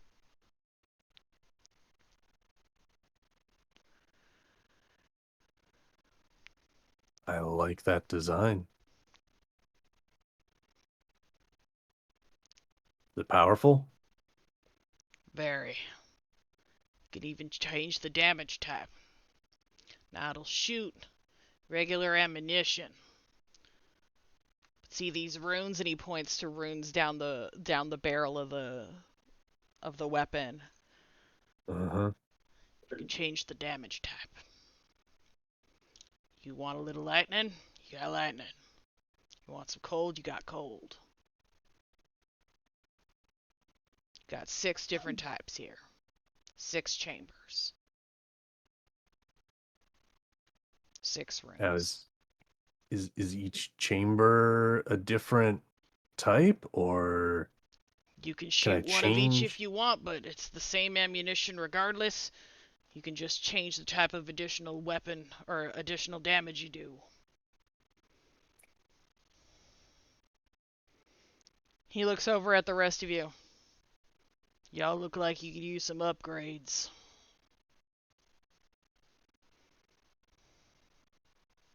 Let me see what I can do. Feel free to stay the night. Scott and I will be working at this probably through the night. There's a room off to your left behind you. Here, hold on. Where you can sleep. But we'll have your weapons ready in the morning.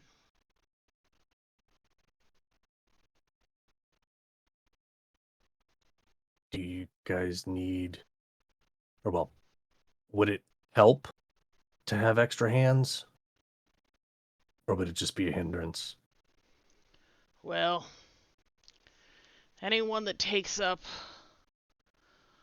a martial gun has to go through a little bit of a ritual, so to speak. Nothing fancy. But we've got a creed.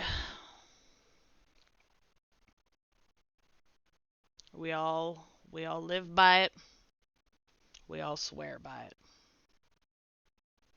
And you, Uldren and Arapsis, you would hear the McManuses. Your passive perception is high enough. You would hear the McManuses kind of whispering what sounds like a prayer under their breath as he's talking. And marshals we shall be, and for thee, Mictal, for thee, power hath descended forth from thy hand, that our guns may swiftly carry out thy command. So we shall flow a river forth to thee, and teeming with souls it shall ever be. In nomine Mictal et mortis et spiritus noctis. Well, good news. In the end, Bors was right. It was all about putting things back in a river. Hmm? I told you.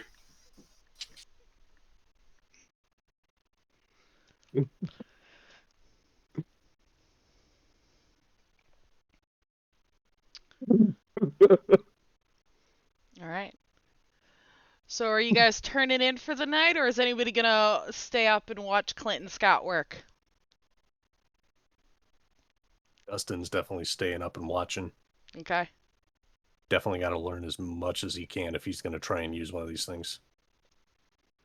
All right. Meanwhile, Boris is going to go through every piece of wood that they have to make their, like, gun stock, and eventually find the best one for a quarterstaff. About time I got an upgrade. It's All a right. gunwood staff. I think with like everyone kind of dispersing with things, Aldrin is gonna kind of go up to the twins and kind of, hands open, like not stealing your guns this time. Mm-hmm. But yeah, like kind of quietly, like I'm assuming you have different kinds of ammunition here. We do.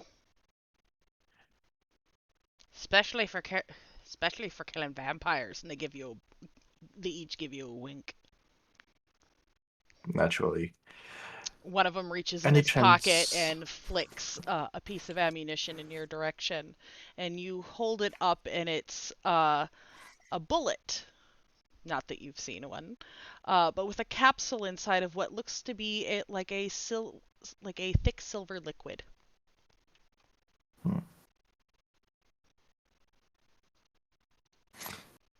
Is that actual silver in there? It is. Any chance you have a few spares? They give you a grin and take you back to a room in the back, and they open it, and it is guns, ammunition, cannons, weapons of various types. It is a well-stocked weapons room. Impressive.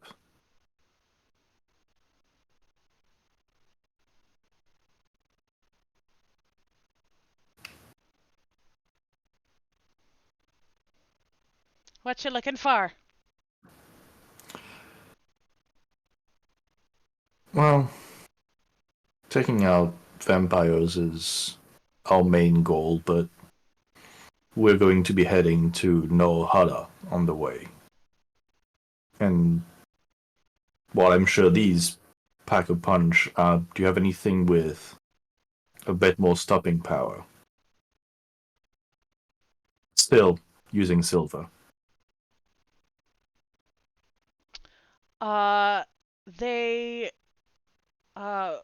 pull out a pair of silvered short swords.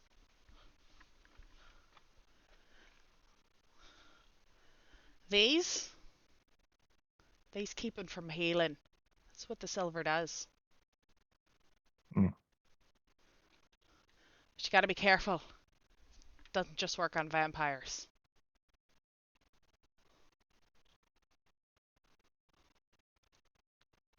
I'll keep that in mind.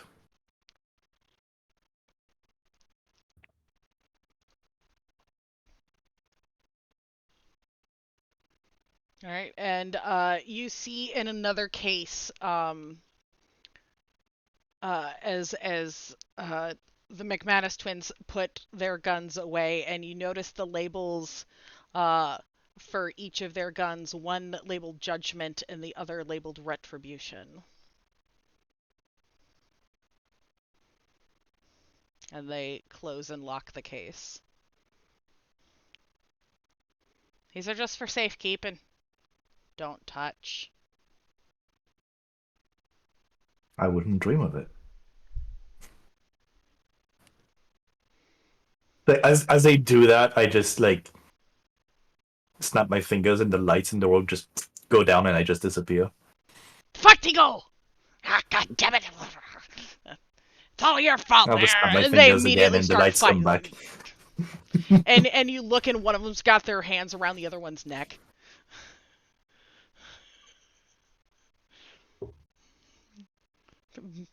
They lights come back on and they kind of drop their hands and look a little sheepish. Gotta be careful. Yeah. Especially when you're outside. And anyone could get the drop on you. Next time you bicker, it might not be us finding you.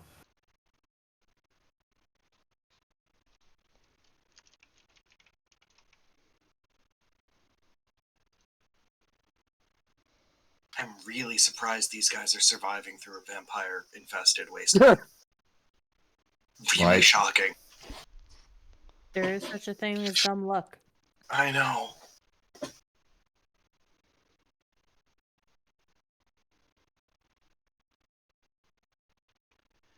All right. I'm just double checking my notes if there's anything else. You as you look around, you notice a few other guns. A pair labeled Aquitas Veritas and two levered action shot rifle or lever action rifles labeled Justice and Vengeance. Hmm. Take all of them. Are those for safekeeping as well? Those belong to the others. Hmm. But anything else you need, talk to Clinton Scott. But they can make anything you All right. want that's silver. Good. All right. So I'm going to kind of go, we're just going to play this above table. What kind of upgrades are you guys looking for? I can do like +1 weapons. We can do returning. We've got artificers here. What kind of stuff do you guys want from the special people? I mean, I wouldn't say no to +1 silver short swords. Go for it. They won't be labeled as silver, but just mark them as silver. Mm-hmm. Do they have tattoos? That's a good question. Let me check this particular subclass. I think a +1 quarterstaff is really all that's in the cards for me. If they can make me the fanciest quarterstaff they can. Yeah, they can absolutely make you a +1 quarterstaff out of that gun stock. Zedish, are you needing any upgrades? I know you've got new armor. Mm-hmm. I'm thinking it would be cool to have a silver-tipped whip. Ooh. Can do. Go ahead and add a +1 whip.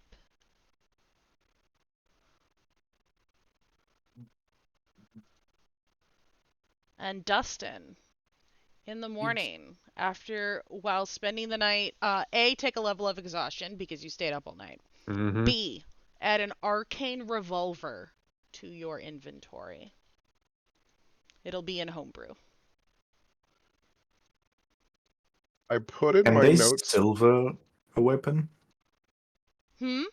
Like, can they add silver to a weapon? Yes. Okay. I'm gonna ask them to add silver to the blood spear. Okay.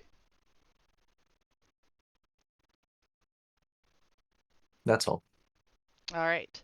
And Is there anybody around that can identify magic items? yes, there is.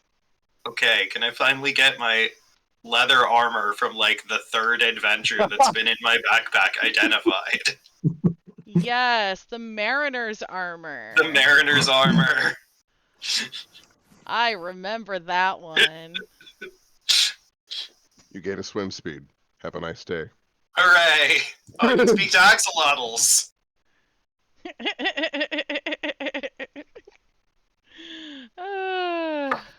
All right, Dustin, you can also add do I need to add it as a homebrew item? Go ahead and add ammunition, but mark it as holy water. which does an extra d6 of, if you want to just make a note for now, I may have to create the item. It does a d6 of radiant damage. Which so just ignores add as, resistance. holy water? Yep, which ignores resistance. Or immunity. Right. Alright. And we will go... Anything else for you, Arapsis? Well, if I can't get my dream of a tattoo, then Alright. yes, I will take a leap. Unfortunately, these artificers are not able to do tattoos. They can give you a tattoo, just not a magical one. Yeah. No, there's the coiling tattoo is the only thing that... Yeah. Unfortunately, these are gunsmiths. It's a silly, basic, silly thing Yeah. that just enables me to grab people. But, yeah, no, I'll just take a magic whip. Alright. Take a +1 whip that is silvered.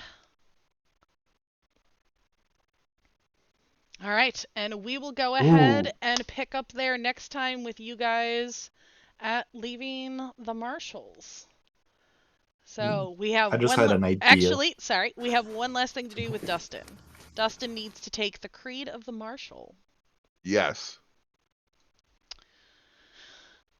Alright. Where did I put it? There it is. Alright. Said it earlier. I sure hope you can recite it from memory. Alright. I do not aim with my hand. The one who aims with their hand has forgotten their purpose. I aim with my eye. I do not shoot with my hand. The one who shoots with their hand has forgotten their path.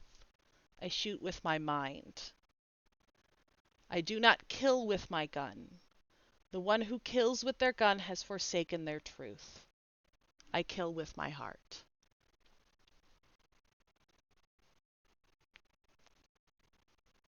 You take it line by line. You don't have to repeat it back, but I will repeat it. Oh. I will also copy it to chat.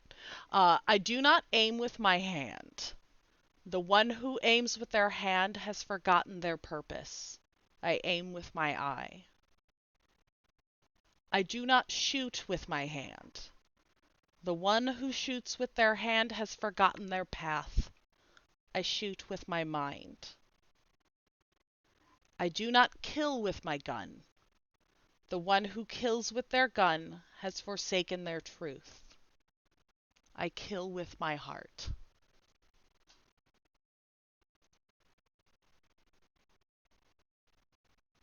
Congratulations. You are now a marshal. And Dustin, you are now a gunslinger. Nice. And You're the law. Bro, I think they just made you join a cult. pretty much. I think you just joined a cult. Yeah. All right, Happens. everybody. Thank you so much for joining us. V, congratulations again on winning the giveaway. Thank you, everyone, for joining us for our 1-year anniversary and the premiere of Season 2 of The Black Sheep. We'll be back in 2 weeks to see what kind of shenanigans these fuckers get up to next time. Shenanigans. All right, we are going to go ahead and raid out to the Liching Hour. That sounds like an accusation. All right. Shenanigans. As always, friendos, don't forget to love each other. Please take care of yourselves. I'll see you guys on the flip side. We'll see you in 2 weeks.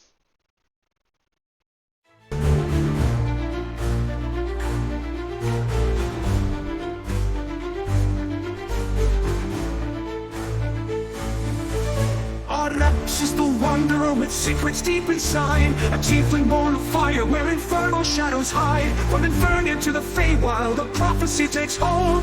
The abyssal prodigy, a destiny untold. Boris, the ancient dwarf, a druid of the spore. With memories lost to ages, forever seeking more. He walks the path of mystery through Efferia's misty lands. To break the chains of tyranny with nature's guiding hands.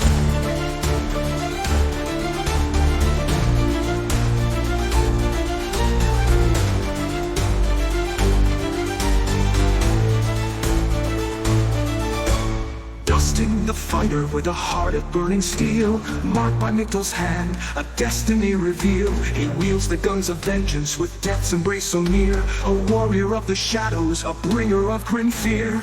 Old Dreadnought Ranger with blades swift and keen, a leader forged in darkness where shadows intervene. He hunts the vampire's legion with vengeance in his stride, to reclaim his stolen heritage and turn the crimson tide. Setish the barbarian with rage that knows no end, the scion of Asterion, the light's true friend. They wield Asterian's fierce power with golden wings to soar, to break the chains of darkness and lights and grace restore.